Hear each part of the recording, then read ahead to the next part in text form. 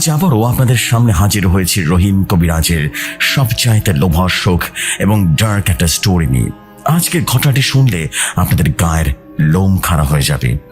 আজ আমরা জানবো এমন এক অভিশাপের কথা যা একটা পরিবারকে দীর্ঘ ৩৫ বছর ধরে তাড়া করে বেড়াচ্ছে। আজকের ঘটনার নাম শীতের পোশাক পরা বারণ। প্রিয় লিসনার্সগণ, বরাবরের মতোই রহিম কবিরাজের জবানি দিয়ে শুরু করছি আজকের মূল স্টোরি। বাইরে হাড় কাঁপানো উত্তরে হাওয়া বইছে। মাঘের এই মধ্যরাতে যেন প্রকৃতির কোন নিষ্প্রাণ হিমঘর।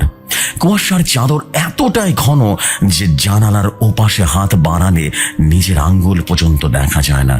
আমি রহিম কবিরাজ বছরের পর বছর অতি প্রাকৃত শক্তির সাথে লড়াই করে ক্লান্ত। আজ রাতের শরীরটা বড্ড ভারী লাগছে। ঘরের কোনায় রাখা হারিকেনটা নিভো নিভো করছে। তেলের স্বল্পতা নয়, মনে হচ্ছে বাতাসটাই যেন প্রাণহীন হয়ে আসছে। আমি বিছানায় গা এড়িয়ে দিলাম। লেপটা টেনে নেওয়ার সময় মনে হলো লেপের উপরিভাগটা অস্বাভাবিক ঠান্ডা, যেন বরফের চাইতেও উপরে শুতে যাচ্ছি। চোখ দুটো বুঝতেই এক বিচিত্র অনুভূতি হলো। সাধারণত ঘুম আসার আগে মানুষ এক ধরনের প্রশান্তি অনুভব করে, কিন্তু আজ আমার মনে হচ্ছে আমি এক অতল গহ্বরে তলিয়ে যাচ্ছি। সেই গহ্বরের নিচে কোনো মাটি নেই, শুধু আছে জমাট বাঁধা অন্ধকার আর হাড় কাঁপানো হাহাকার। হঠাৎ অনুভব করলাম আমার বুকের ওপরে এক বিশাল পাথর চেপে বসেছে। আমি নিঃশ্বাস নেওয়ার আপ্রাণ চেষ্টা করছি, কিন্তু ফুসফুস যেন জমে পাথর হয়ে গেছে। আমি চোখ খোলার চেষ্টা করলাম। এক মুহূর্তের জন্য মনে হলো আমি জেগে আছি, কিন্তু পরক্ষণে বুঝলাম এটা জাগরণ নয়, এটা এক জীবন্ত দুঃস্বপ্ন। আমি আমার ঘরের ছাদের দিকে তাকিয়ে আছি, কিন্তু ছাদটা আর সিমেন্ট নেই। ওটা যেন রক্ত বর্ণের এক মেঘলা আকাশে পরিণত হয়েছে। সেই আকাশ থেকে বৃষ্টির বদলে টপ টপ করে পড়ছে কালচে থকথকে রক্ত। আমি পাশ ফেরার চেষ্টা করলাম, কিন্তু আমার শরীরটা যেন বিছানার সাথে কেউ পেরেক দিয়ে গেঁথে দিয়েছে। ঠিক তখনই কানে এলো সেই সুই ফোটানোর মতো শো শো শব্দ। শব্দটা আমার কানের পর্দা দিয়ে ঢুকে সোজা মগজে গিয়ে আঘাত করছে।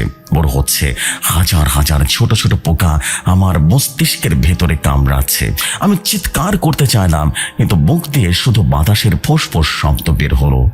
হঠাৎ ঘরের কোণার আলনাটার দিকে আমার নজর চলে গেল।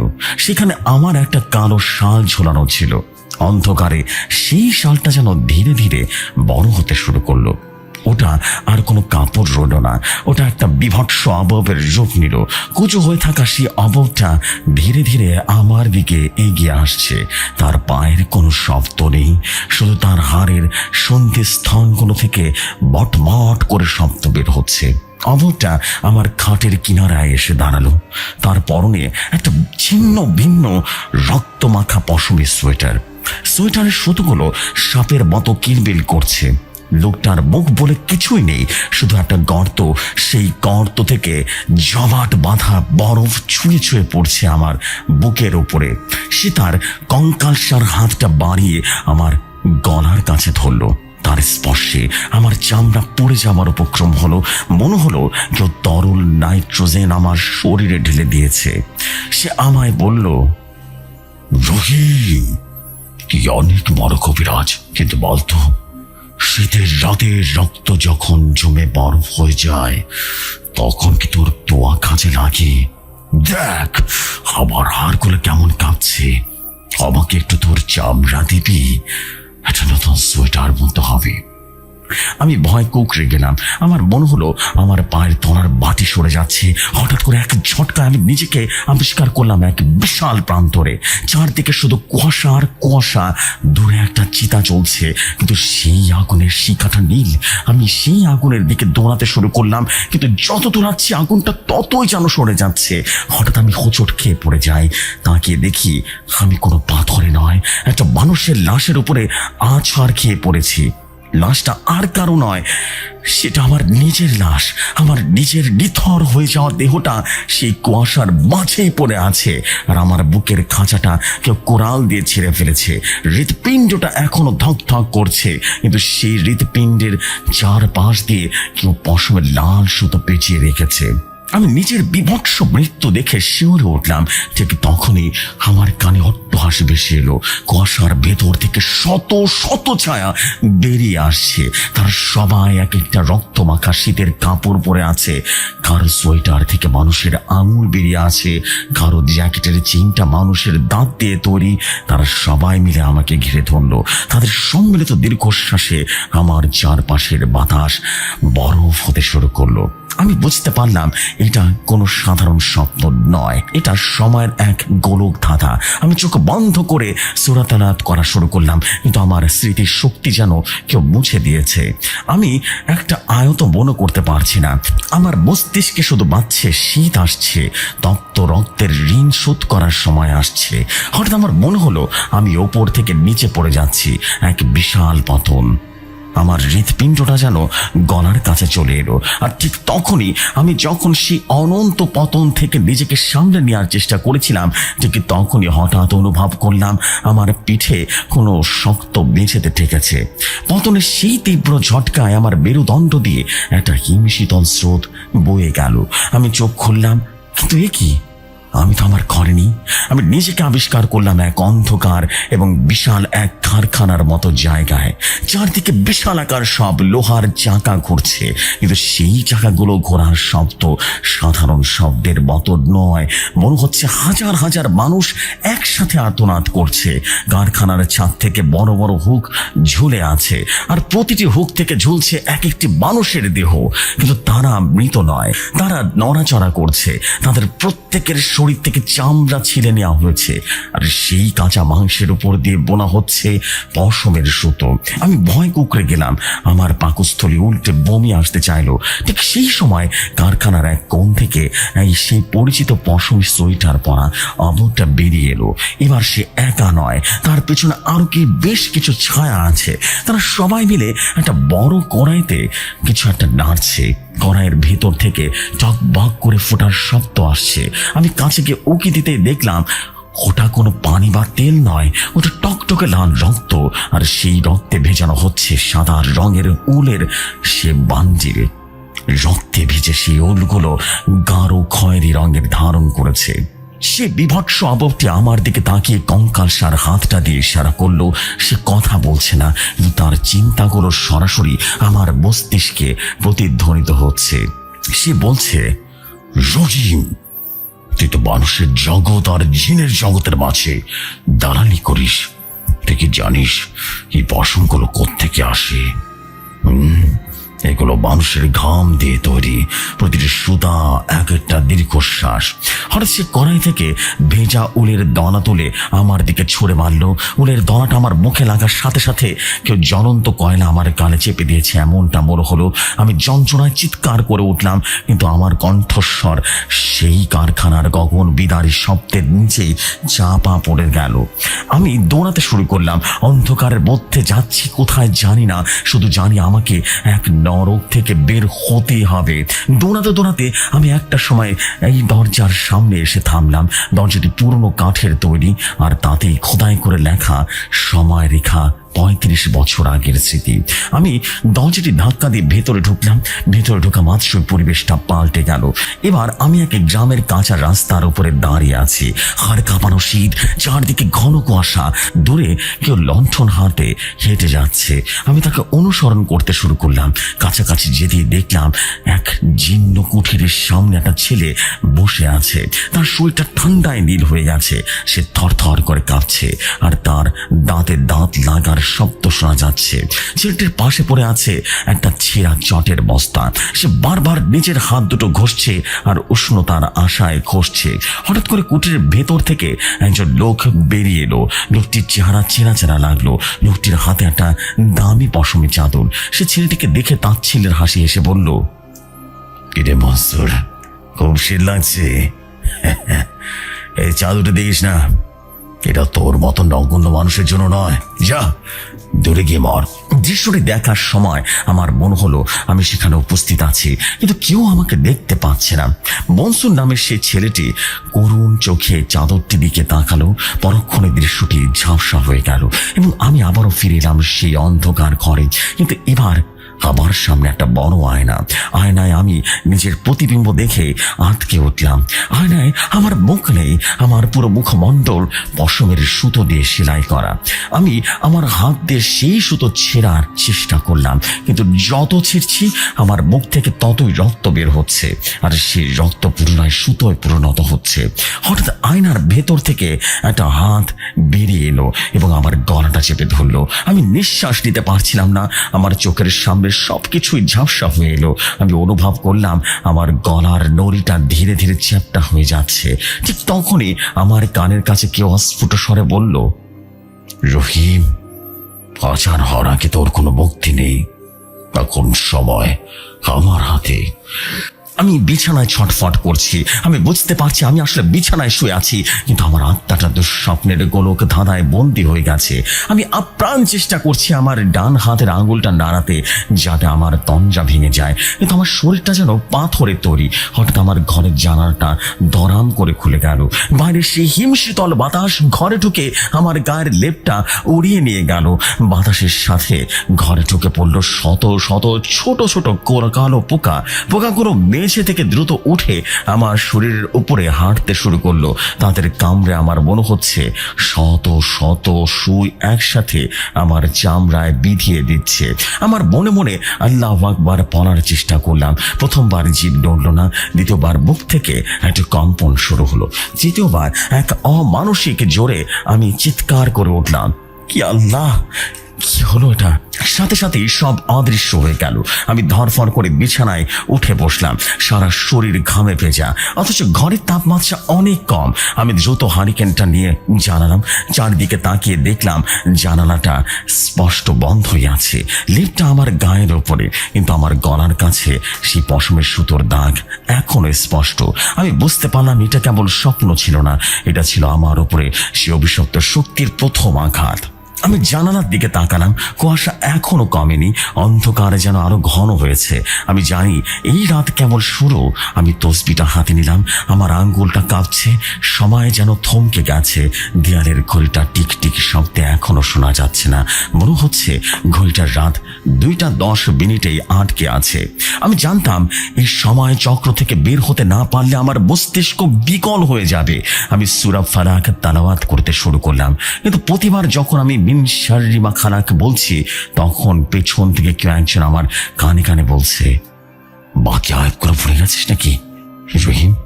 আমি পেছনে ফিরে তাকালাম, লক্ষ্য করলাম কেউ নেই সেখানে, কিন্তু আমার ছায়াটা দেয়ালে অদ্ভুত ভাবে নড়ছে। ছায়াটা যেন আমার শরীরের সাথে মিলছে না। আমি হাত তুললে ছায়াটা হাত তুলছে না, বরং সে নিজের গলা নিজেই টিপে ধরছে।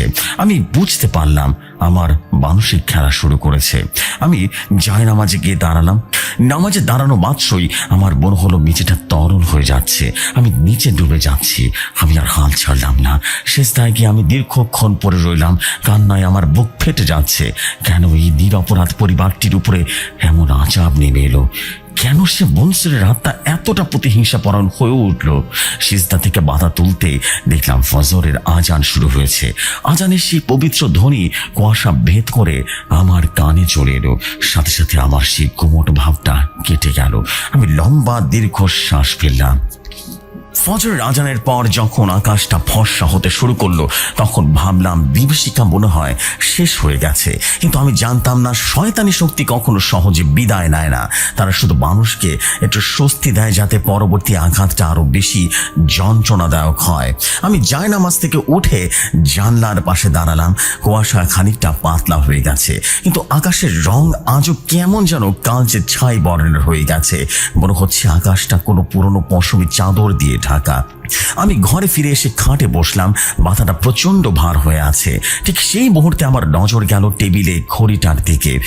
ঘড়ির কাঁটাটা টিক টিক টিক টিক করে শব্দ করে ঘুরছে না, বরং ওটা কাঁপছে, এক অদ্ভুত কাঁপুনি। আমি ঘড়িটা হাতে নিতেই চমকে উঠলাম। ঘড়ির কাঁচের ভেতর দিয়ে পানি নয়, টাটকা লাল রক্ত চুয়ে পড়ছে, আর ঘড়ির কাঁটাগুলো ধীরে ধীরে উল্টো দিকে ঘুরতে শুরু করলো। 2:10, 2:09, 2-8 মিনিট। আমার মনে হলো আমার চারপাশের দেয়াল থরথর করে কাঁপছে। হঠাৎ করে আমার ঘরের দরজাটা সজোরে বন্ধ হয়ে গেল। আমি দৌড়ে গিয়ে হ্যান্ডেলটা ঘোরাবার চেষ্টা করলাম, কিন্তু লক্ষ্য করলাম ওটা জ্যাম হয়ে গেছে। আমি দরজায় ধাক্কা দিতে লাগলাম, কেউ আছেন, আমাকে বাঁচান। কিন্তু আমার চিৎকার যেন আমার এক শূন্যতায় হারিয়ে যাচ্ছে। ঠিক তখনই পেছনের দেয়াল থেকে একটা ছায়া নড়ে উঠতে দেখলাম। আমি তাকাতেই দেখলাম দেয়ালে ঝোলানো ক্যালেন্ডারের পাতাগুলো একটা একটা করে খসে পড়ছে। অদ্ভুত ব্যাপার হলো, খসে পড়া প্রতিটি পাতায় শুধু একটা লাইন লেখা, 35 বছর আগের সেই অভিশপ্ত শীতের দিনটি। হঠাৎ আমার পায়ের নিচ থেকে যেন পিচ্ছিল হয়ে উঠলো। আমি নিচে তাকাতেই দেখলাম মেঝের ফাটল দিয়ে কালো পশমে সুতো বের হচ্ছে। হাজার হাজার লক্ষ লক্ষ সুতো তারা সাপের মতো আমার পা বেয়ে উপরে উঠতে শুরু করলো। আমি লাথি দিয়ে সেগুলোকে সরানোর চেষ্টা করলাম, কিন্তু সুতোগুলো এতটাই শক্ত যে আমার চামড়া ফেটে ফেটে বসে যাচ্ছে। আমি চিৎকার করে মেঝেতে পড়ে গেলাম। সুতোগুলো এবার আমার সারা শরীর পেঁচিয়ে ফেলছে। মনে হচ্ছে কি জীবন্ত অবস্থায় আমাকে মমি বানিয়ে ফেলছে। আমি নিঃশ্বাস নিতে পারছি না। সুতোগুলো আমার বুকের খাঁচাটা এতটা জোরে চেপে ধরেছে যে মনে হচ্ছে হাড়গুলো এখনই বটবট করে ভেঙে যাবে। ঠিক সেই সময় ঘরের কোণ থেকে হাসির শব্দ ভেসে এলো, সে বিভৎস শুকনো হাসি। আমি ঝাপসা চোখে তাকিয়ে দেখলাম সে আবরটি খাটের উপরে বসে আছে। তার হাতে এক জোড়া কাঁটা, যা দিয়ে সোয়েটার বোনা হয়। সে দ্রুত হাতে কিছু একটা বুনছে আর আমার দিকে তাকিয়ে দাঁতহীন বাড়ি বের করে হাসছে। সে বলল, রহিম, সবাই কি আর এক হয়ে? সমাজের বৃদ্ধ, তুই যেখানে যাস ঘুরে আবার এই হাড় কাপড়ের শীতের রাতে ফিরে আসবি। এই দেখ তোর জন্য কি বুনছি। সে যেটা বলছিল সেটা তুলে ধরলো। ওটা কোনো সোয়েটার নয়, ওটা ফাঁসির দড়ি, তবে পাটের নয়, মানুষের চুল আর লাল পশম দিয়ে তৈরি সে দড়িটি দিয়ে ধীরে ধীরে আমার দিকে এগিয়ে এলো। আমি নড়তে চড়তে পারছি না। আমার সারা শরীর তখন সে কালো সুতোয় বন্দি। সে আমার মাথার কাছে এসে সে পশমে ফাঁসিটা দড়িটা আমার গলায় পরিয়ে দিল। দড়িটি স্পর্শ করতে আমার মনে হলো আমার গলায় কেউ যেন জ্বলন্ত লাভা ঢেলে দিয়েছে। আমি যন্ত্রণায় ছটফট করতে করতে আবার সেই অন্ধকার কারখানার নিজেকে আবিষ্কার করলাম। কিন্তু এবার আমি একা নই। কারখানার একটা কোণে দেখলাম একটা ছোট্ট ছেলে বসে বসে কাঁদছে। কাছে গিয়ে দেখলাম ওটা আমি, ছোটবেলার সেই রহিম কবিরাজ। সে ছোট রহিমটার গায়ে কোনো কাপড় নেই, সে ঠান্ডায় নীল হয়ে গেছে আর তার সামনে দাঁড়িয়ে আছে সে বিভীষিকাময় রূপটি। সে ছোট রহিমের কানে কানে বলছে, তোর গরম লাগছে না রহিম? এই নে, এই চাদরটা পর। সে এক রক্ত মাখা চাদর ছেলেটির গায়ে জড়িয়ে দিল। সাথে সাথে রহিম শরীরটাতে রীতিমতো ধোঁয়া বের হতে শুরু করলো এবং সে কয়লার মতো কালো হয়ে গেল। এই দৃশ্যটা দেখে আমার হৃৎপিণ্ডটা যেন ছিঁড়ে বেরিয়ে আসতে চাইলো। এই মানসিক অত্যাচার আমি নিতে পারছিলাম না। আমি বুঝতে পারছিলাম আমি আত্মা কেবল আমাকে মারতে চায় না, সে আমার অতীত, বর্তমান, ভবিষ্যৎ সবকিছু তার অভিশাপের চাদরে মুড়ে দিতে চায়। হঠাৎ এক প্রচন্ড ঝটকায় আমি আবারও আমার ঘরে ফিরে এলাম। আমি মেঝেতে পড়ে আছি, আমার গলায় এখনো সে ফাঁসির দড়ির দাগ। আমি দ্রুত হাত দিয়ে গলাটা পরীক্ষা করলাম। দড়ি নেই, কিন্তু আঙ্গুলে পশমের কিছু লাল রেখা থেকে লেখা আছে। আমি মোবাইলটা হাতে নিয়ে সেখানে দেখার চেষ্টা করলাম। মোবাইলের স্ক্রিনটা জ্বলে উঠতেই আমি পাথর হয়ে গেলাম। স্ক্রিনের সময় দেখাচ্ছে 2:10। তার মানে আমি 1 সেকেন্ডও এগোতে পারিনি। গত কয়েক ঘন্টায় আমি যা দেখেছি, যা অনুভব করেছি, তা কেবলই এক ভ্রম ছিল, নাকি আমি বাস্তবে সময়ের এক লুপে ফেসে গেছি। আমি জানালার দিকে তাকালাম। বাইরে সে একই রকম কুয়াশা, একই রকম নিস্তব্ধতা। মনে হচ্ছে পৃথিবীটা থমকে গেছে। আমি বুঝতে পারলাম তান্ত্রিক বিদ্যায় একে বলা হয় জামানে বুল্লাক বা ঝুলে থাকার সময়। শয়তান যখন কাউকে মানসিকভাবে ধ্বংস করে দিতে চায়, তখন তাকে সময়ের এক মায়াজালে বন্দি করে ফেলে। সেখানে 1 মিনিট মনে হয় 1 যুগের সমান। আমি বিছানায় বসে উচ্চস্বরে সূরা বাকারা পাঠ করা শুরু করলাম। ঘরের বাতাস তখনও ভারী। মাঝে মধ্যে মনে হচ্ছিল কি আমার কানের একদম কাছে এসে নিঃশ্বাস ফেলছে। হঠাৎ ঘরের আলোটা জ্বলে উঠে আবার নিভে গেল। আমি দেয়ালের দিকে তাকালাম। তাকালাম। দেয়ালের নোনা ধরা প্লাস্টারগুলো খসে গেছে এবং সেখানে মানুষের রক্ত রাখা হচ্ছে অদ্ভুত সব নকশাগুলো দেখতে অনেকটা পশমের সোয়েটারের বুননের মতো। আমি চোখ বন্ধ করে ফেললাম। আমার মনে হলো আমার মাথার ভেতরটা ফেটে যাবে। ঠিক তখনই আমি শুনতে পেলাম একটা মহিলার কান্নার শব্দটা জানালার ওপাশ থেকে আসছে। আমি ভয়ে ভয়ে জানালার দিকে তাকালাম। কুয়াশার ভেতরে কে একজন দাঁড়িয়ে আছে। পরনে কোনো শীতের কাপড় নেই, শুধু একটা পাতলা শাড়ি। সে হাত বাড়িয়ে আমাকে ডাকছে। তার চোখের জলগুলো গায়ে বেয়ে পড়ার আগে বরফ হয়ে যাচ্ছে। সে আর্তনাদ করে বলছে, রহিম, আমার ছেলেটাকে বাঁচান, ওরা ওকে পশম বানিয়ে ফেলছে। আমি বুঝতে পারলাম সেই মহিলাই জোহরা বিবি, কিন্তু সে তো সকালে আসার কথা। তবে কি আমি ভবিষ্যৎ দেখতে পাচ্ছি, নাকি সে এখন আমার জানালার বাইরে প্রেতাত্মার রূপে দাঁড়িয়ে আছে? আমি দরজার দিকে তাকালাম। দরজাটা এবার আপনা আপনি খুলে গেল। বাইরের সেই শীতল বাতাস আবারও ঘরে ঢুকে পড়লো, আর সেই বাতাসের সাথে ভেসে এলো পচা পশমের সে অসহ্য দুর্গন্ধ। আমি সিজদায় পড়ে গেলাম আর বললাম, হে আল্লাহ, এই ইবলিসি মায়া থেকে আমাকে রক্ষা করো। দীর্ঘক্ষণ সিজদায় থাকার পর যখন মাথা তুললাম, তখন দেখলাম ঘরের জানালা দিয়ে সকালের রোদের একটা ম্লান আভা দেখা যাচ্ছে। আমি কাঁপতে কাঁপতে মোবাইলের সময় দেখলাম। এবার সময় পাল্টাচ্ছে সকাল 8:04। আমি হাঁপ ছাড়লাম, কিন্তু শরীরের প্রতিটি হাড় তখনও কাঁপছে। আমি জানতাম এই 2 অধ্যায়ের বিভীষিকা কেবল ট্রেইলার ছিল। আসল নাটক তো শুরু হবে যখন জোহরা বিবি রক্ত মাংসের মানুষ হিসেবে আমার এই ঘরে পা রাখবে। 35 বছর আগে মনসুরের সেই হাহাকার আজ রূপ নিয়ে এসেছে কি তা ভেবে আমার মেরুদণ্ড দিয়ে আবার হিমশীতল স্রোত বয়ে গেল। আমি উঠে আয়নার সামনে দাঁড়ালাম। আয়নায় আমার চোখের নিচে কালি জমতে শুরু করেছে। আমার গলার সেই লাল দাগটা এখন পুরোপুরি মিলিয়ে যায়নি। আমি আয়নার দিকে তাকালাম। আমার সেই কালো শালটা স্থির হয়ে ঝুলে আছে, কিন্তু আমি জানি রাতের অন্ধকারে ওটা আবারও জীবন্ত হয়ে উঠবে। সকাল প্রায় 10:09। আমার ঘরের বাইরে কুয়াশা তখনও পুরোপুরি কেটে যায়নি, বরং এক অদ্ভুত ধূসর আস্তরণে চারপাশটা ঢেকে গেছে। আমি গত রাতে সেই বিভৎস সময়ের চক্রের ক্লান্তি নিয়ে জানালার পাশে বসেছিলাম।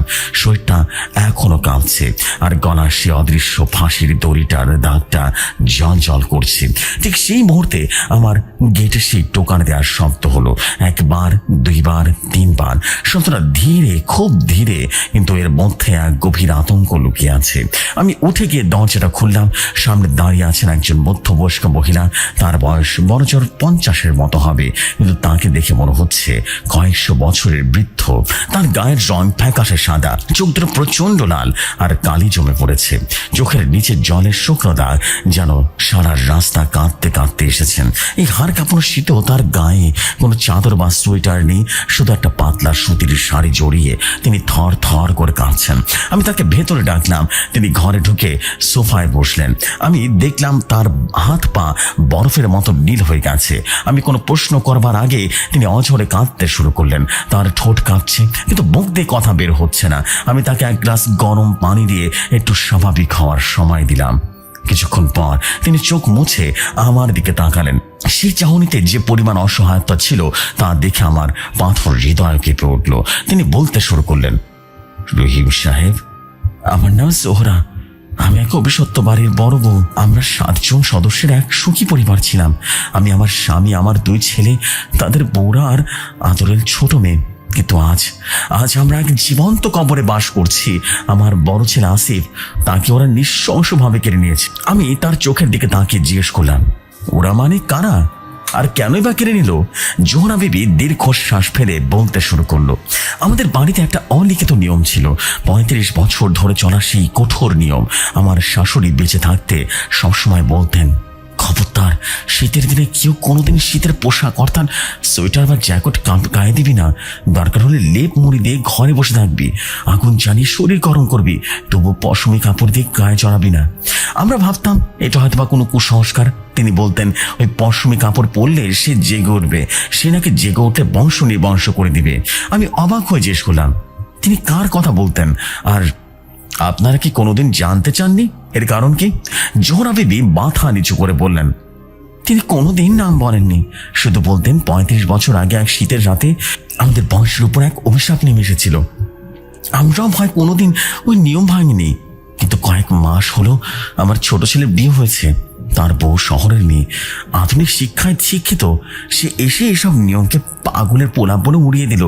গত মাসের এক কুয়াশাচ্ছন্ন সকালে তীব্র শীত সহ্য করতে না পেরে আমার শাশুড়ি পুরনো সে সিন্দুক থেকে পশমি সোয়েটার থেকে বের করে ফেলেছিল, আর সেদিন থেকেই আমাদের নরক শুরু হয়েছে। তিনি বলতে বলতে শিউরে উঠলেন। প্রথমে শুরু হলো আমার বড় ছেলে আসিফকে দিয়ে। আসিফ ছিল আমাদের বাড়ির প্রদীপ, জিম করার স্বাস্থ্যবান ছেলে, অথচ একদিন রাতে ও ঘর থেকে বেরিয়ে আসলো অদ্ভুত এক চিৎকারে। আমরা সবাই গিয়ে দেখলাম ও মেঝের উপরে পড়ে আছে, আর ওর সারা শরীর নীল হয়ে গেছে, ওর চোখের দুটো মণি উল্টো হয়ে গেছে, আর ও বারবার ওর গলার কাছে হাত থেকে কিছু একটা ছাড়াবার চেষ্টা করছে। অদৃশ্য কেউ যেন ওকে তরিতে ফাঁস দিচ্ছে। আমি যেন স্তব্ধ হয়ে শুনছিলাম। জোহরা বিবির বর্ণনা থেকে বুঝতে পারছিলাম গত রাতে আমি স্বপ্নে যে ফাঁসির দোলটা দেখেছিলাম তা আসলে পুরো কল্পনা ছিল না। জোহরা বিবি বলতে লাগলেন, আসিফের মৃত্যুটা সাধারণ মৃত্যু নয় রহিম সাহেব, সেটা ছিল নৃশংস। ও যখন যন্ত্রণায় ছটফট করছিল, আমরা দেখলাম ও চামড়ার ভেতর দিয়ে ছোট ছোট পশমের কুচি বেরিয়ে আসছে, আর গলার চামড়াটা কি যেন ভেতর থেকে ধারালো কাঁচি দিয়ে কাটছে। আমরা ওকে হাসপাতালে নেওয়ার সময় পাইনি। আমাদের সামনে আসিফের শরীর থেকে হাড় কাঁপানো রক্তে নয়, কারো রক্তে পচা পানি বের হতে লাগলো। আর সেই মুহূর্তে ওর মাথাটা অদ্ভুতভাবে একপাশে ঝুলে পড়লো, ওর ঘাড়ের হাড় বটমট করে ভেঙে গেল, যেন কোনো পিশাচ ওর নিজের হাতে ঘাড় মোটকে দিয়েছে। আসিফ মারা গেল, কিন্তু ওর মৃতদেহটা কাফন দেওয়ার আগেই আমরা দেখলাম ওর সারা শরীর পশমের মতো ঘন লোমে ঠেকে গেছে, যেন কোনো মানুষ নয়, পশমের এক বিভৎস পুতুল। আসিফের পর এবার বাকিদের ওপর আক্রমণ শুরু হলো। আমার ছোট ছেলে সারা রাত ঘুমের মধ্যে চিৎকার করে বলে কি যেন গায়ের চামড়া সোয়েটার বুনছে, আর সারা পিঠে সুই ফোটাবার জন্য অসংখ্য গভীর ক্ষত। আমার ছোট মেয়েটা, সে এখন আর এসব কথা বলতে পারে না, ওর জিভটা কেউ যেন তালুর সাথে জমিয়ে দিয়েছে। আমরা যখন খাবার দিই ও খেতে পারে না, মনে হয় খাবারগুলো সব পশমে ভরা। জোহরা বিবি আমার হাত দুটো জড়িয়ে ধরলেন, তার হাতের স্পর্শে আমি বরফের মতো শীতলতা অনুভব করলাম। তিনি বললেন, রহিম সাহেব, আমরা জানি না কি পাপ আমাদের এই বংশে করেছিল। আমার শাশুড়ি বলতেন, শীতের পোশাকে অভিশাপ এই বংশকে শেষ করে দিবে। আমরা এখন প্রতিটি মুহূর্তে মৃত্যুর অপেক্ষায় কাটাই। কেউ এক টুকরো কাপড় গায়ে দিতে পারে না, এমনকি রাতে কম্বলও দিতে ভয় লাগে। আমার স্বামী সারা রাত কুড়াল দিয়ে উঠানে বসে থাকে, তিনি ছায়া দেখেন। আমাদের বাঁচান রহিম সাহেব, নয়তো কাল হয়তো বা আমার পরিবার আর কেউ বাঁচবে না। আমি তার চোখের দিকে তাকিয়ে বললাম, শান্ত হন জোহরা বিবি, আমি কথা দিচ্ছি আমি আসবো, তবে এর পেছনে ইতিহাস তা আমাকে জানা লাগবে। আপনাদের ওই বাড়িতে 35 থেকে 40 বছর আগে কি ঘটেছিল তা না জানলে আপনাদের কাউকে মুক্তি দেওয়া সম্ভব নয়। জোহরা বিবি শুধু একটা কথাই বললেন, আমি জানি না কি হয়েছিল, তবে আমার শাশুড়ি মরার আগে শুধু একটাই নাম উচ্চারণ করেছিলেন, মনসুর। এই মনসুর নামটি শোনা মাত্রই আমার মনের ভেতরে এক শিহরণ বয়ে গেল। গত রাতে সেই পশমের সোয়েটার পরা বিভৎস আবহটি কি তাহলে মনসুর? আমি জোহরা বিবিকে বললাম, আপনি এখন বাড়ি যান, আগামী 2 দিন আপনাদের জন্য খুব গুরুত্বপূর্ণ, খবরদার কেউ যেন শীতের কাপড় না পরে, ঠিক আছে? আমি 2 দিন পর আপনাদের বাড়িতে পা রাখবো। জোহরা বিবি চলে গেলেন, কিন্তু তার ফিরে যাওয়া আতঙ্কের মেঘ আমার ঘরকে আরো অন্ধকার করে দিল। আমি জানতাম এই রহস্যের সমাধান আমার একার পক্ষে সম্ভব নয়, আমাকে কালী এবং কবিরকে ডাকতে হবে। 35 বছর আগের সেই হিমশীতল অভিশাপের শিকড় কতটা গভীরে তা খুঁজে বের করতেই হবে। জোহরা বিবি সোফায় বসে থর থর করে কাঁপছেন, তার চোখের পানি যেন এক ঘরের কোণে ঠান্ডা জমে যাচ্ছে। আমি তাকে 1 গ্লাস গরম পানি দিয়ে আবারও বসতে বললাম। তিনি একটা লম্বা দীর্ঘশ্বাস নিলেন, যা অনেকটা হাহাকারের মতো। আমি জিজ্ঞেস করলাম, জোহরা বিবি, আপনার বড় ছেলের মৃত্যুর কথা তো শুনলাম, কিন্তু আপনি তো বলেছিলেন আপনার বাকি পরিবারও নাকি বিপদে, বিশেষ করে আপনার ছোট ছেলের বউ যে প্রথমেই নিয়মটা ভেঙেছিল, তার কি অবস্থা হয়েছে? জোহরা বিবি ভয়ে তার নিজের হাতের আঙ্গুলগুলো মোচড়াতে লাগলেন। তিনি বলতে শুরু করলেন, রহিম সাহেব, আসিফের মৃত্যুর পর আমাদের মনে হয়েছিল হয়তো আমার শয়তানাটা তৃষ্ণা মিটেছে, কিন্তু আমরা ভুলছিলাম। সে অভিশাপের এবার ধরলো আমার ছোট ছেলের বউ নীলাকে। নীলাই সে অভাগী যে প্রথম ওই আলমারিতে পশমের সোয়েটারটা বের করে পড়েছিল। আসিফের দাফনের 3 দিন পর থেকে নীলা অদ্ভুত আচরণ করা শুরু করলো। ও সবসময় বলতো ওর সারা গায়ে নাকি হাজার হাজার পিঁপড়ে হাঁটছে। আমরা ওর শরীর পরীক্ষা করে দেখলাম কোথাও কিছু নেই, কিন্তু পাগলের মতো চামড়া আঁচড়াতো। একদিন মাঝরাতে আমরা নীলার ঘর থেকে এক ভয়ঙ্কর কান্নার শব্দ শুনতে পাই। আমি আর আমার ছোট ছেলে যাই দ্রুত সেই ঘরে দৌড়ে যায়, গিয়ে যা দেখলাম তা দেখে রক্তহীন হয়ে গেল। নীলা খাটের উপরে আধশোয়া হয়ে বসে আছে, আর ওর সারা শরীরের রক্তের বদলে নীল রঙের পশমে সুতো বেরিয়ে আসছে। মনে হচ্ছে ওর চামড়াকে ছিদ্র করে দিয়েছে, সুই দিয়েছে। নীলা চিৎকার করে বলছিল, মা, আমার ভেতরে কে যেন সোয়েটার বুনছে, আমার রক্তগুলো শেষ করে দিচ্ছে। আমরা ওর গায়ে হাত দিতে যন্ত্রণায় জ্ঞানহীন হয়ে পড়ে।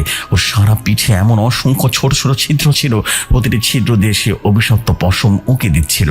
ডাক্তার আনা হয়েছিল, কিন্তু তিনি দেখে অবাক হয়ে বললেন, এটা তো কোনো চর্মরোগ নয়, মনে হচ্ছে ওর শরীরে কোনো জীবন্ত কোনো পরজীবী ঢুকিয়ে দিয়েছে। কিন্তু আমরা জানি রহিম সাহেব, ওটা কোনো রোগ নয়।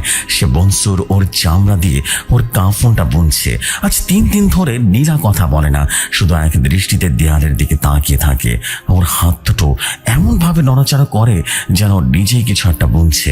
ওর চোখের বনি দুটো এখন পশমের দনার মতো ঘোলাটে হয়ে গেছে। জোহরা বিবির বর্ণনা শুনে আমার নিজের চামড়াও কাঁটা দিয়ে উঠল। আমি এক অদৃশ্য সুই যেন আমার মেরুদণ্ড দিয়ে বয়ে গেল। আমি অনুভব করতে পারছিলাম এই অভিশাপ কেবল মানুষের জীবনে নয়, তার আগে মানুষকে চরম মানসিক এবং শারীরিক যন্ত্রণার মধ্যে দিয়ে যায়। জোহরা বিবি কিছুক্ষণ পর থেমে গেলেন, এরপর আবারও বলতে শুরু করলেন, রহিম ভাই, নীলার এই অবস্থার পর আমার ছোট ছেলে জয় পাথর হয়ে গেল।